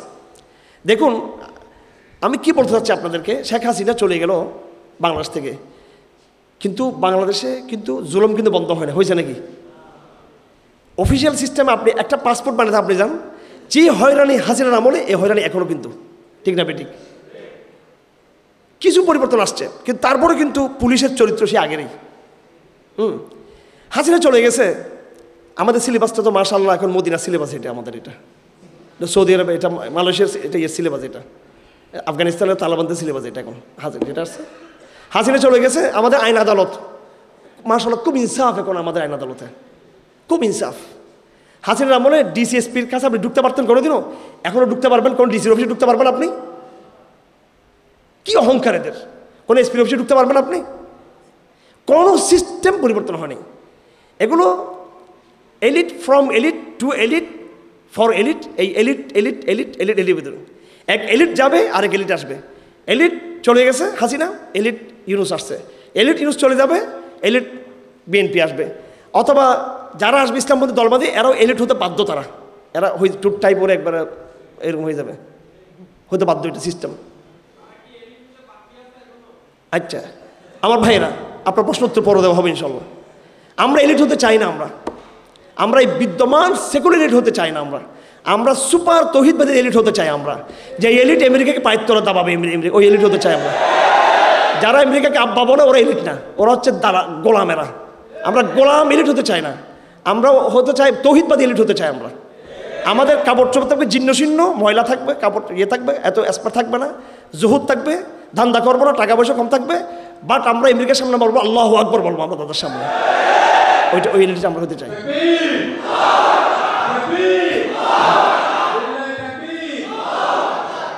আচ্ছা এখন আমাদের সংকটের যে জায়গাটুকু, সেটা হলো আমরা রাজনীতির চেয়েও বেশি আমরা আদর্শের জায়গাটা আমরা ধরার চেষ্টা করব। এটি ইসলামে আমাদের দায়বদ্ধতা। আমরা যখন এই চিন্তা করবো একটা দলকে টার্গেট করব, দলকে টার্গেট না করে দলের চরিত্রকে আমরা টার্গেট করব। বাংলাদেশে আমরা আওয়ামী লীগকে পরাজিত করেছি, কিন্তু বাংলাদেশে আমরা সেকুলারিজমকে পরাজিত করি নাই আমরা। আচ্ছা মূর্তি যা ভাঙছে, শেখ মুজিব ছাড়া অন্য কোনো মূর্তিকে ভাঙছি আমরা? সবাই রাজু ভাস্কর্যকে মিছিল করতেছি কিনা আমরা? তো মুজিবের মূর্তিটা শিরিক, আর রাজু ভাস্করের মূর্তিটা এটা এটা এটা এটা ঠিক আছে না? এটা অন্য কোনো মূর্তিকে আমরা দিতে পারি নাই। ভারতের আবুল হাসান নদভী রহমতুল্লাহ আলী এই তথ্যটা পেশ করেছিলেন যে আমরা ব্যক্তিকে, দলকে টার্গেট না করে তার আদর্শটাকে ধ্বংস করে টার্গেট করি আমরা। তাকে তার চেয়ারে বসাইয়া, আমরা তার আদর্শকে ধ্বংস করতে পারি আমি। যেমন মুজাদ্দ আল হাসান রহমতুল্লাহ আলী ভারতের, উনি কি রাজনীতি করেন নাই? মুসা ইসলাম, আমি জিজ্ঞেস করতে চাই আপনাদের কাছ থেকে, মুসা আল ইসলাম রাজনীতি করছেন কি করেন নাই? আপনারা উত্তর দিবেন। মুসা আল ইসলাম রাজনীতি করছেন নাকি রাজনীতি করেন নাই? করছেন কি না? ওই যে আমাদের মধ্যে হুজুররা ইতিমখানে শিখেছে যে নবীরা মানে এটা গরিব, শুধু এটা অসহায়, এমনি কলেমার দাওয়াত শব্দে নিরহ বানাইছি আমি। এই জন্য আমি বললাম যে কোরআন বড় বলিক, কোরআন বলাগত, কোরআনের মধ্যে মজাজা আছে। আরবি সাহিত্য উচ্চাঙ্গের দাওয়াত, এইসব দ্বারা একটা সাহিত্যিক শব্দ, এবং এই দাওয়াত এটা একটা মজাদার শব্দ। মুসা আলাইহিস সালাম অবশ্যই রাজনীতি করছেন এবং মানব জাতির ইতিহাসে সবচেয়ে গভীর, নিপুণ, সুদক্ষ, স্মার্ট রাজনীতি একমাত্র নবীরাই করেছেন, ঠিক না বেঠিক? কি করছেন? এই ফেরাউনের কাছে গিয়ে তার গদি নিয়ে টানানি করেন নাই? করছেন নাকি? বলছে এই যে দেখেন না, কোরআন সূরা তাহার মধ্যে দেখেন, সূরা আরাফের মধ্যে দেখেন, সূরা কসসের মধ্যে দেখেন, সূরা নামার মধ্যে দেখেন, সূরাত শুআরার মধ্যে দেখেন, সব জায়গায় দেখেন কিভাবে তিনি ফেরাউনকে কি করেছেন, হ্যাঁ, সম্বোধন করেছেন, সাহস করে গেছেন। তিনি যাওয়ার সময় কি ভয় পান নাই? ভয় পেয়েছেন। আল্লাহকে বলছে আল্লাহ আমাদের ভয় লাগতেছে, সে তো আমাকে কোনো ইয়ে করবে। আল্লাহ বলছে না, যাও, ইজহাব ফাইন্নাকা বিআয়ুনিনা ইজহাব আনতা ওয়া আখুকা, তুমি তোমার ভাই যাও, আমার চোখের সামনে তোমরা আসো, আমার সিসি ক্যামেরাতে তোমরা আসো। অনেক স্মার্ট রাজনীতি করেছেন। মুসা আলাইহিস সালামের রাজনীতি সফল ছিল নাকি ব্যর্থ ছিল? কই ফেরাউন কি মুসলমান হয়েছিল? তা আমরা মনে করি ব্যর্থ। আমরা অনেকে জানি না এই মুসা আলাইহিস সালামের দাওয়াতের মধ্য দিয়ে ফেরাউনের যে মন্ত্রী পরিষদ এটা বিভক্ত হয়ে গেছিল, ঠিক না বেঠিক? আমরা শুধু জানি, আমরা শুধু মনে করি মুসা আলাইহিস সালাম দাওয়াত দিয়েছেন, এটা ব্যর্থ দাওয়াত, ফেরাউন ইসলাম গ্রহণ করে নাই। আল্লাহ পাক এর ইতিহাসের নজিরের জন্য তাকে ইসলাম সে গ্রহণ করে নাই, তাকে রেখে দিয়েছেন আইকন অফ দ্য কুফর, আইকন অফ দ্য ডিমেস, কীভাবে ধ্বংস হয়, ডেস্ট্রয় কীভাবে করে, কুফরের আইকনকে আল্লাহবাক কীভাবে ধ্বংস করেন, এই জন্য ফেরাউনকে আল্লাহবাক রেখে দিয়েছেন এইভাবে। কিন্তু আদার্স ফেরাউনের আশেপাশে যারা ছিল এরা বিজ্ঞ বড় বড় প্রশাসক, আমলা এবং স্বয়ং তার প্রধানমন্ত্রী কী করেছিল বলেন না, ইসলাম গ্রহণ করছিল। এটা দাওয়াতের প্রভাব এটাই। মুজাদ্দ আল ফাসান রহমতুল্লাহ আলাইহি ভারতবর্ষে আকবর ছিল শেখ হাসিনার, মানে এখন থাকলে সুন্দর, তাদের সংসারটা খুব ভালো হইতো এদের একেবারে। এটা আকবর হচ্ছে হাসিনার একটা পুরুষ ভার্সন, দিন এলাহি। এখানে যারা দিন শেখ মুজিব কায়েম করছিল শেখ হাসিনা, আকবরের দিন এলাহি কায়েম করছিল। মুসলিম ইতিহাসে কলঙ্কজনক অধ্যায় ছিল আকবরের সময়কাল, কথা ঠিক কিনা? তার সন্তানরা জাহাঙ্গীর, তারপর কি এই যে শাহজাহান, এদের আমলটা দেখেন। মুজাদ্দ আল ফাসান রহমতুল্লাহ আলাইহির সামনে 3টা অপশন ছিল। প্রথম অপশনটা ছিল তিনি তার মুরিদদেরকে নিয়ে, কর্মীদেরকে নিয়ে আকবরের বিরুদ্ধে যুদ্ধ ঘোষণা করবেন, যেভাবে জিএমবি করছিল এখানে, যা বোঝার জন্য যে অল্প সামর্থ্য নিয়ে অসীম শক্তির বিরুদ্ধে কী করা, একটা বড় শক্তির বিরুদ্ধে যুদ্ধ লাগিয়ে দেওয়া। এটা অপরিণামদর্শী লড়াই, যেখানে আপনাকে অবশ্যই পরাজিত হতে হবে আপনাকে। এটা এটা এটা এটা এটা এটা পরিপূর্ণ একটা কৌশল পরিবর্তন একটা বিষয়। হয়তো এখলাস থাকতে পারে, এখানে এখলাস তাকওয়া আছে, কিন্তু এটা সম্পূর্ণ একবারে সিরত পরিপন্থী, কৌশল পরিপন্থী। মুজাদ্দ আল ফাসানি তার সৈন্য সামন্ত নিয়ে, তার মুরিদদেরকে নিয়ে তিনি তার বিরুদ্ধে সশস্ত্র সংগ্রাম করেন নাই। আবার তিনি আবুল ফজলের মতো, ফৈজির মতো তিনি গিয়ে কী করেন নাই, দালালি এবং আবুশও করেন নাই। তাহলে দুটো পথ, একটা হচ্ছে উৎখাত করা, পাবলিক মোবিলাইজেশন, এটা ওকে উৎখাত করবো, আমি আমার সৈন্য সামন্ত নিয়ে তাকে উৎখাত করবো, সশস্ত্র পন্থায়, এক্সট্রিম পন্থায় উৎখাত করবো তাকে। আরেকটা হলো আমি তার সাথে আপোষ করবো। তিনি মাঝামাঝি পথ বেছে নিয়েছেন, সেটা কি, সরাসরি তিনি তাদেরকে দাওয়াত দিয়েছেন, সরাসরি তিনি আকবরকে দাওয়াত দিয়েছেন। এর ফলে আকবরের অনেক আমলারা, অনেক প্রশাসন লোকরা মুজাদ্দ আল ফাসানির দাওয়াতকে কবুল করেছেন তারা। এবং পরবর্তীতে আকবরের পরে তার সন্তানদের আমলে অনেক পরিবর্তন আসছে। সর্বশেষ বাদশাহ আওরঙ্গজেব আলমগীর রহমতুল্লাহ আলাইহি এ ভারতবর্ষকে 50 বছর শাসন করেছেন এবং এমনভাবে পুরো ভারতবর্ষে ইসলামের, কোরআনের, সিরাতের, ইসলামী সংস্কৃতির এমন ভিত্তি রচনা করে গেছেন, পরবর্তী ব্রিটিশ আসার পরেও সেই তৌহিদের চিহ্নগুলোকে তারা বুঝতে পারে নাই। পারছে কি না? পারেন নাই। এটা কার উসিলাই? মুজাদ্দ আল ফাসানির রাজনীতির উসিলাই। তো আমি দুটো কথা বলতে চাচ্ছি আপনাদেরকে। একটা হলো আমাদের ক্রাইসিসটা কি ব্যক্তি, দল, নাকি তার আদর্শ? তার আদর্শ। 2 নম্বরে, যেহেতু ক্রাইসিসটা আমরা চিহ্নিত করতে পারছি, এটাকে আমি সমাধান কীভাবে করব? পলিটিক্যাল এজেন্ডা দিয়ে করব, নাকি নবীওয়ালা দাওয়াত দিয়ে করব? দাওয়াত দিয়ে করব। আবার নবীওয়ালা দাওয়াত মানে তবলিগের ভাইরা রাগ করবেন না, তবলিগের ভাইদেরকে আমার প্রতি নসিহা হলো আমাদের প্রতি, আপনার দাওয়াতটা হচ্ছে প্রাইমারি দাওয়া, এটা একটা এই সীমিত দাওয়া। এটাকে আপনার যদি অপরিসীম মনে করেন তাহলে ভুল হবে। এই দাওয়া দিয়ে পুরো রাষ্ট্রকে আপনি ঠিক করতে পারবেন না। এই জন্য আলেমদের সোহবত আসতে হবে, এবং যারা দায়ী, যারা স্মার্ট দায়ী, যারা এই আরও বৃহত্তর পরিসরে দায়ী, সমন্বয় থাকতে হবে। এখানে একটা ভাইকে আমি তবলিগের দাওয়াত দিব, সেখান থেকে আসবে, এরপর কি সারা বছর কি ফজলে তবলিগ পড়বে? সারা বছর কি পড়বে? তাকে উত্তর আশরাফুল থানভীকে চিনাইতে হবে, সৈয়দ কুতুবকে চিনাইতে হবে, মোহাম্মদ কুতুবকে চিনাইতে হবে, তারপরে রশিদ আহমদ গঙ্গুহিকে চিনাইতে হবে, কাসেম নানুতুকে চিনাইতে হবে, তার এলম বানাইতে হবে তাকে সামগ্রিক। তো দুটো কথা চলে আসছে এখানে। আমাদের ক্রাইসিস, আমাদের শত্রু হলো আদর্শ, সেকুলার আদর্শ, কুফর আদর্শ, এবং সেটাকে আমরা সমাধান কীভাবে করব? তাকে ক্ষমতা থেকে চলে যেতে বলবো, সে জায়গায় আমি আসব। আমার যদি শক্তির মাধ্যমে যদি করি, যদি শক্তি না থাকে, উল্টা সে আমাকে দমিয়ে ফেলবে। আর গণতান্ত্রিক হইতে গেলে একসময় সে চলে যাবে, আবার কিন্তু সে চলে আসবে। কথা ঠিক না বেঠিক? আপনি বাঙালি জাতিকে বিশ্বাস করে কিছু মনে করবো, এটা আমরা আর কি, বাঙালি মানে আমরা যে আজকে এত বেশি আমরা hard core against Awami League. ভাই, এই যে এখন ঝটিকা মিছিল তারা বাইর করতেছে, এত চাপের ভিতরে ঝটিকা মিছিল, 2, 3, 4, 5 বছর পরে পরিস্থিতি আস্তে স্বাভাবিক হতে হতে হতে হতে দেখবেন এই বাঙালি আবার 2009 সালের মধ্যে আবার ভোট দিবে এদেরকে আবার। কিন্তু হয়তো 10 বছর পর 15 এর কোনো গ্যারান্টি আছে? আপনি বলতে পারবেন যে এরা রাজনৈতিকভাবে আবার আসবে না? কোনো গ্যারান্টি কেউ দিতে পারবে? যে পন্থায় আপনি চিন্তা করতেছেন ইলেকশন, সে পন্থায় সে এই সামনের ইলেকশন সে চুপচাপ থাকবে। আমি যতটুকু জানি তাদের প্রিপারেশন হচ্ছে, তারা আগামী ইলেকশনে তারা বড় কোনো কিছু করবে না, তারা হয়তো জাতীয় পার্টি অন্য কিছু সিস্টেমে তারা করবে, বড় দলগুলোর সাথে তারা আপোষ করবে। বাট তারা পরবর্তী ইলেকশনে তারা অবশ্যই ক্ষমতা আসবে, এটা তারা একবারে 100% বিশ্বাস করে তারা। কিন্তু আমি ইনশাআল্লাহ সেটা হতে দিব না। কেন আপনি সেটা হতে দিবেন না? কারণ আমাদের শত্রু দল না, আমরা এই সেকুলার আদর্শ ভারতীয় সেকুলারিজমকে পরাজিত করছি, এটা আর আগে উঠতে পারবে না ইনশাআল্লাহ। এবার আমাদের হচ্ছে আমেরিকান সেকুলারিজম, যেটা সেটা নিয়ে আমাদের লম্বা লড়াই সংগ্রাম আছে, সেটা আমাদের। তো এই আমাদের কমিটমেন্ট যেটা দিনের প্রতি যে আমাদের, সেটা হলো দাওয়ার বিষয়টা। এই জন্য সবচেয়ে প্রজ্ঞার রাজনীতি হবে এখন আমরা দল ব্যক্তি এগুলোকে চিহ্নিত না করে আদর্শকে চিহ্নিত করি। একটা নিজের আদর্শের উপর আমরা নিজেরা ঠিক স্থির হই, আর আমাদের বিরুদ্ধবাদী যে তাগুতের শিরিকের যে আদর্শ, জাহেলির যে আদর্শ, ওইটাকে আমরা টার্গেট করি। এই আদর্শটাকে আমরা পরাজিত করি আমরা আল্লাহর ভরসা করে। সমস্ত বাঙালি এক বাক্যে যখন, বেশিরভাগ মেজরিটি অফ দ্য বাঙালি যখন সেকুলারিজমকে ঘৃণা করবে, মানুষের অন্তরে অন্তরে, শিক্ষিত সমাজের হৃদয়ে হৃদয়ে, আমাদের মেয়েদের মনে মনে সেকুলারিজমের প্রতি মারাত্মক একটা ঘৃণা তৈরি করতে হবে। কথা ঠিক কিনা? এটা হয়ে গেলে কিন্তু আওয়ামী লীগের ফিরে আসার সম্ভাবনা কি হয়ে যাচ্ছে? বন্ধ হয়ে যাচ্ছে। সেটা না করে আপনি পলিটিক্যাল লড়াই করবেন, সেও পলিটিক্যাল লড়াই করে আবার আসবে কিন্তু। এই জন্য রাজনীতির চেয়ে আদর্শিক লড়াই, রাজনীতির চেয়ে সাংস্কৃতিক লড়াই, এটা বেশি কি গুরুত্বপূর্ণ। আর সেটা করতে হবে আমাকে আমার দাওয়ার জায়গা থেকে। কথাগুলো এই সময়ে স্রোত, যে স্রোত চলতেছে এখন, নির্বাচনমুখী স্রোত, এই স্রোতে এটা কারো ভালো লাগবে না কথাগুলো, কারো ভালো লাগবে না কথাগুলো। কিন্তু এগুলো নির্বাচনের পরপরই আপনাদের ভালো লাগবে কথাগুলো, আবার দেখবেন তখন।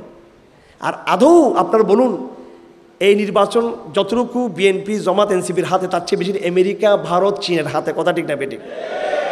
আর আর্মি কি করে এটা নিয়ে, চীন কি ভাবতেছে, আমেরিকা কি ভাবতেছে, ভারত কি করতেছে না করতেছে, এদের দেশে এদের অনেক এলাই আছে, এদের অনেক চক্র আছে, অনেক সাংবাদিক বুদ্ধিজীবী। এরা যখন দেখবে যে, কারণ যারাই আসুক ক্ষমতায়, বিএনপি যাক, জমাত যাক, মোটামুটি এরা তো আওয়ামী লীগের চেয়ে বেটার, সুতরাং এদেরও শক্তি কম নেই, যারা এটাকে হতে না দেওয়ার একটা চক্রান্ত এখানে আছে না নাই? তা এখন আমরা কি সেই টেনশন করে বসে থাকবো? আমরা ওই টেনশনকে আমরা একবারে হয়ে থাকবো? অথবা ক্ষমতায় যাবোই এটা নিশ্চিত ধরে নিব, ক্ষমতায় যাবো এটাও নিশ্চিত না, আবার না যাওয়ারও সম্ভাবনা আছে, আবার যাওয়ারও পসিবিলিটি আছে। এগুলো সম্ভাবনাকে আপন জায়গায় রেখে এই মুহূর্তে আমরা বসে না থাকি, যার যার জায়গায়, পাড়ায় পাড়ায়, মহল্লায় মহল্লায়, স্কুলে স্কুলে, কলেজে কলেজে, বিশ্ববিদ্যালয়ে, সব জায়গায় আমরা ব্যাপকভাবে অ্যান্টি সেকুলার ক্যাম্পেইন করি, ধর্মীয় ঐক্যবাদ বিরোধী ক্যাম্পেইন করি, আকিদের ক্যাম্পেইন করি, দাওয়াতের ক্যাম্পেইন করি, সিয়াদের ক্যাম্পেইন করি, মানুষকে দিনের দাওয়াত দিই, মানুষকে দিনের দিকে বুঝাই আমরা। আর আওয়ামী লীগগুলোকে ঘাড় ধরে ধরে তবলিগ জামাতে পাঠাই দিই, এগুলো ঢুকে গেল তোরা, ঠিক আছে? আদর্শিক একটা সংগ্রাম করি, আদর্শিক একটা বিজয় অর্জন করার চেষ্টা করি, আদর্শিক মোটিভেশনটা করি আমরা। আমার আদর্শিক মোটিভেশন এই জনগণকে ইনশাআল্লাহ, এটা আমাকে আমার বিজয়ের পথকে সুগম করবে ইনশাআল্লাহ আজিজ। তখন ভোট চাইতে হবে না, মানুষই বিপ্লব করবে আমার পক্ষে, জনগণ নেমে যাবে। শরিয়া ছাড়া বাংলাদেশকে আমরা চাই না, আমরা ইসলামপন্থী থেকে আমরা চাই। আপনি জমাতের হন, হেফাজতের হন, খেলাফতের হন, আপনি তো ইসলামপন্থী, মানে আপনারাই তো। জনগণই বিদ্রোহ করবে আপনার পক্ষে, জনগণই বিপ্লব করবে আপনার পক্ষে। একটা বিপ্লবী ইসলামী সরকার যত শক্তিশালী হবে, গণতান্ত্রিক ইসলামী সরকার কখনো সেটা শক্তিশালী হতে পারবে না, ওই পরিমাণ হবে। এটার ভিত্তি দুর্বল। আর বিপ্লবী ইসলামী সরকার যেটা, সেটা হবে শক্তিশালী হবে, সেটা এই বিদ্রোহ জনগণই করবে। সেই জনগণকে তৌহিদের পানি দিয়ে আপনি ঐক্যবদ্ধ করুন, শরীরের কথা বলে ঐক্যবদ্ধ করুন। আলহামদুলিল্লাহ বাংলাদেশ এমন পর্যায়ে গেছে যে মানুষকে শরিয়া, ইসলাম, তৌহিদ, আকিদা, ভারত আমেরিকার আধিপত্যের বিরুদ্ধে মানুষকে জাগানোর সবচেয়ে এখন সহজ সময় এখন আসছে বাংলাদেশে, স্মুথ সময় আসছে এখন। এই সুযোগটাকে আমরা গ্রহণ করি। যদি আমরা সেটা না করি, আমরা অন্য পথে যদি চিন্তা করি, যতই আমরা হেকমতার তাবিল করি না কেন, কবি বলেছেন, খালাফে পয়ম্বর কাছে রাহ গুজিদ কে হারগিজ বামনজিল নাখা হাত রসিদ। এবং আরও ফার্সি কবির বলেছেন, তারসম নরসি বাকা বায়া রাবি কি রাহ কে তুমি রবি বদুর কিস্তান আস্ত। আমাদের মুফতি ফিজুর রহমতুল্লাহ বলে গেছেন যে, ই সিয়াসত নিস্তদিনী আই আখি ই ওয়াহাম বুনিয়াদ ই হাম মাগরাবি। আল্লাহ পাক সুবহানাহু ওয়া তাআলা আমাদেরকে নবুয়তি মনহাজে থাকার তৌফিক দান করুন। ইসলামের প্রতি আমাদের যে দায়বদ্ধতা, আল্লাহ পাক সুবহানাহু ওয়া তাআলা, দায়বদ্ধতা শব্দ খুব কঠিন, আমি অবাক হয়ে গেলাম। এই এলাকার ইন্টেলেকচুয়ালিটি, বুদ্ধিবৃত্তি গিয়ে দেখে মাশাআল্লাহ, যারা এখানে কাজ আয়োজন করেছেন, এত বড় কঠিন শিরোনাম কেমনে তারা নির্বাচন করলেন। এটা তো এমন একটা ফ্রেম, এখানে এসে যে দাঁড়াবে, এখানে বিএনপি নেতাদেরকে ধরে না দরকার ছিল এখানে, এবং আরও অন্যান্য ইসলামী দল বা সবাই বা সেগুলো যারা আছে। কারণ এই কথা তো সে অস্বীকার করতে পারবে না যে আমি ইসলামের প্রতি I am not bound to ইসলাম, এটা বলতে পারবো না সেটা। কারণ প্রত্যেকে বাউন্ড টু ইসলাম, ইসলামের প্রতি দায়বদ্ধতা। এটা এমন এক শিরোনাম, এটা হচ্ছে একটা হ্যান্ডকাপ, এটা তাকে আটকে ফেলা, এটা সবাইকে। এই জন্য খালেদ মহিউদ্দিন একটা সাংবাদিক আছে, খালি আক্রমণাত্মক প্রশ্ন করে, ওরা প্রশ্ন করবেন কেউ গেলে যে আপনি ইসলামের প্রতি দায়বদ্ধ কিনা। ওরে আটকানোর একটাই সেটা তুমি ইসলামের প্রতি দায়বদ্ধ কিনা সেটা হ্যাঁ না বলো। সে বাঁচতে চাইবে, খুব চালাক, বলবে হ্যাঁ না বলেন আপনি দায়বদ্ধ কি না এটা বলেন। তো এরা কি আটকাটকেছে শিরোনামে, কঠিন এক শিরোনাম ইসলামের প্রতি দায়বদ্ধতা। বাংলাদেশের রাজনীতি কিন্তু বেরোতে পারবে না এই শিরোনাম থেকে। এই পর্যন্ত যা বলছি এটা আমার কথা। এবার আপনাদের পক্ষেও হলাম, ঠিক আছে, আপনারা নির্বাচন করেন, গণতান্ত্রিক নির্বাচন আপনারা করেন, কিন্তু যারাই যাবেন সবাই বাউন্ড টু ইসলাম, ঠিক কিনা? আমাদের প্রথম সংগ্রাম, আমাদের প্রথম প্রায়োরিটি দাওয়া, আমাদের প্রথম অগ্রাধিকার বিপ্লব, আমাদের প্রথম প্রায়োরিটি আদর্শিক সংগ্রাম, ঠিক কিনা? সামাজিক আন্দোলন, প্রেশার গ্রুপ, রাজনীতি না, গণতন্ত্র না, এটা আমাদের প্রথম। অল্টারনেটিভ হচ্ছে যখন নির্বাচন হয়ে যাচ্ছে তখন কি আমি ওই বিপ্লবী বক্তব্য দিয়ে তো আর এটা বন্ধ করা যাবে না। তখন আপনি কি বলবেন, যারাই নির্বাচনে যাবেন তারাই বাউন্ড টু ইসলাম, কথা ঠিক না? ঠিক কিনা? আপনি নির্বাচনে যাবেন এমন জুলাই সনদ হতে হবে যে বাংলাদেশে আনুষ্ঠানিকভাবে ধর্মীয় পক্ষপাত থাকতে পারবে না। প্রয়োজন আপনি গণভোটে দেন, চাপ দেন যে ঠিক আছে তাহলে গণভোট। ওরা যেহেতু ভোটের কথা বলে, ভোটার আগে একটা গণভোটের কথা আসতেছে কিনা, এই গণভোট যদি হতেই হয় আমি বলবো এই গণভোট হবে এই কথার উপরে এই দেশে শরিয়া থাকবে নাকি ইসলাম থাকবে এটার উপরে হোক, যদি হতেই হয়। গণভোট তো আমরা বিশ্বাসই করি না ভোটের আছে, কিন্তু যদি হয় তাহলে এটার উপর দেন আপনারা। আমাদের স্লোগান থাকবে ইসলামের প্রতি দায়বদ্ধতা। নবীদেরকে আল্লাহ সেটাই করেছেন। আপনারা যারা আরবি সাহিত্য পড়েছেন, আল ইসলাম বমানা গারদান নাহাদান বতাআত আছে কিনা লেখা এটা? আপনারা যারা আলেম ওলামা আছেন, ইসলাম মানে হলো গর্দানকে আনুগত্যের মধ্যে দিয়ে দেওয়া, বাধ্যতা আল্লাহর প্রতি, আব্দুল্লাহ। আর তার বিপরীতে গণতন্ত্র এবং মানবাধিকার, হিউম্যানিজম মানে হলো মানুষ জীব হিসেবে সম্পূর্ণ স্বাধীন। আমরা কি স্বাধীন নাকি আল্লাহর পরাধীন? আমরা আল্লাহর পরাধীন। আমি সেজন্য প্রথমে আয়াত তেলাওয়াত করেছিলাম, আউযু বিল্লাহি মিনাশ শাইতানির রাজিম, বিসমিল্লাহির রহমানির রহিম, কুল ইন্নানি হাদানি রাব্বি ইলা সিরাতিন মুস্তাকিম দীনাল কিয়ামা মিল্লাতি ইব্রাহিম হানিফা ওয়া মা কানা মুশরিকিন কুল ইন্না সলাতি ওয়া নুসুকি ওয়া মাহইয়ায়া ওয়া মামাতি লিল্লাহি রাব্বিল আলামিন ওয়া বিযালিকা উমিরতু ওয়া আনা আউয়ালুল মুসলিমিন। আমাকে এটাই নির্দেশ করা হয়েছে, আমার জীবন, মৃত্যু, আমার হায়াত, আমার সলাত, আমার নুসুক, আমার ইবাদত সব কিছু আল্লাহর জন্য। আমাকে এটাই নির্দেশ করা হয়েছে, ওয়া আনা আউয়ালুল মুসলিমিন, এবং আমি প্রথম আনুগত্যকারী মুসলিম। আউযু বিল্লাহি মিনাশ শাইতানির রাজিম ইয ক্বালাহু রাব্বু আসলিম ক্বালা আসলামতু লিরাব্বিল আলামিন। আল্লাহ পাক ইব্রাহিমকে বললেন তুমি আনুগত্য করো। ইব্রাহিম বললেন আমরা আনুগত্য করলাম। এই নবীরা ছিল আল্লাহ তাআলার প্রথম আনুগত্যশীল বান্দা। ইসলামের প্রতি প্রথম দায়বদ্ধতা স্বীকার করেছে নবীরা, তারপর সাহাবায়ে কেরাম। আমরা যারা এই সময় আছি আমরা ইসলামের প্রতি আমরা দায়বদ্ধ থাকবো। ইসলামের প্রতি দায়বদ্ধতা, এটা এই শিরোনামটা এটা শুধু কোনো মোটিভেশনাল ইসলামিক কোনো শিরোনাম না। এই শিরোনাম পুরো বাংলাদেশের রাজনীতিকে কী করে ফেলে, একটা জবাবদিহিতার মধ্যে নিয়ে যায়, কথা ঠিক নাকি? সুতরাং আমাদেরকে এই কথাই বলতে, আগামী রাজনীতির মধ্যে ইলেকশনের সময় এটাই বলতে হবে, সেটাই করেন আপনি কার দিকে দায়বদ্ধ, ইসলামের প্রতি আপনি দায়বদ্ধ কিনা। এটা আপনি যারা ভোট দিবে তাদেরকেও বলতে পারবেন, আর যারা ভোট নিতে চায় তাদেরকেও বলতে পারবেন যে ইসলামের প্রতি আপনার দায়বদ্ধতা আছে কি নাই আপনার, ঠিক আছে? এরপরে ক্ষমতা যাওয়ার পরে তারপর যখন নাকি আমেরিকা ভারতের সাথে আপোষ করে করে দেখবে, যখন 2 নম্বর শুরু করছে তখন আবার ধরবে, আবার তখন রাজপথ খোলা আছে আমাদের জন্য। কি খোলা আছে? যারাই 2 নম্বরই করবে ক্ষমতায় গিয়ে তাদের বিরুদ্ধে আবার রাজপথে কিন্তু আবার জবাব দেওয়া হবে ইনশাআল্লাহ আজিজ। আমাদের স্লোগান ইসলামের প্রতি দায়বদ্ধতার জায়গাটা, ইসলামের প্রতি দায়বদ্ধতার জায়গাটা আল্লাহ পাক সুবহানাহু ওয়া তাআলা কোরআনে কারীমে পরিষ্কার বলেছেন, আফগাইরা দীনিল্লাহি ইয়াবগুন ওয়া লাহু আসলামা মান ফিস সামাওয়াতি ওয়া ফিল আরদি তাওআন ওয়া কারহা। আল্লাহ পাক বলেন আসমান ও জমিনে যত কিছু আছে, যত জীবজন্তু আছে, যত সৃষ্টি আছে, সবাই স্বেচ্ছায় অনিচ্ছায় তারা ইসলামের প্রতি তারা দায়বদ্ধ। সবাই, শুধু একমাত্র মানুষের মধ্যে শুধু খালি এই অবদ্ধতার ইতিহাস, এই অবদ্ধতার এটা রয়েছে। আল্লাহ পাক সুবহানাহু ওয়া তাআলা আমাদের সবাইকে তৌফিক দান করুন। আমি বিক্ষিপ্ত বিচ্ছিন্ন যে 2-1টা কথা এখানে বলেছি, এই কথাগুলোর মূল মেসেজ একটাই, সেটা হলো আমরা আমাদের গতানুগতিক চিন্তা থেকে বের হয়ে আমরা একটা আদর্শিক সংগ্রামের সঙ্গে যুক্ত হওয়ার চেষ্টা করি। আমরা রাজনীতির চেয়ে আদর্শকে গুরুত্ব দিব, এবং আমরা আমাদের অ্যাক্টিভিটিসের মধ্যে রাজনীতির চেয়ে আমরা আমাদের সামাজিক দায়িত্ব, দাওয়াতি দায়িত্ব, এটাকে আমরা সবাই বেশি গুরুত্ব দেওয়ার চেষ্টা করব। এবং এটার ফলে আমরা যে বিজয়টা আমরা পাবো, এই বিজয়টা ইনশাল্লাহ একটা স্থায়ী বিজয় হবে, সাস্টেন বিজয় হবে। আল্লাহ পাক সুবহানাহু ওয়া তাআলা আমাদের তৌফিক দান করুন। শেষ করি, আল্লাহ পাক তৌফিক দান করুন আমাদেরকে সত্য কথাগুলো বুঝার, সত্য কথা তৌফিক দান, সত্য কথা বুঝার, সত্য কথা মানার এবং সত্য কথা শোনার তৌফিক দান করুন। আগামী দিনে আল্লাহ পাক ভালো কিছু করুন আমাদের দেশের জন্য। একদিনে সব কিছু হবে না,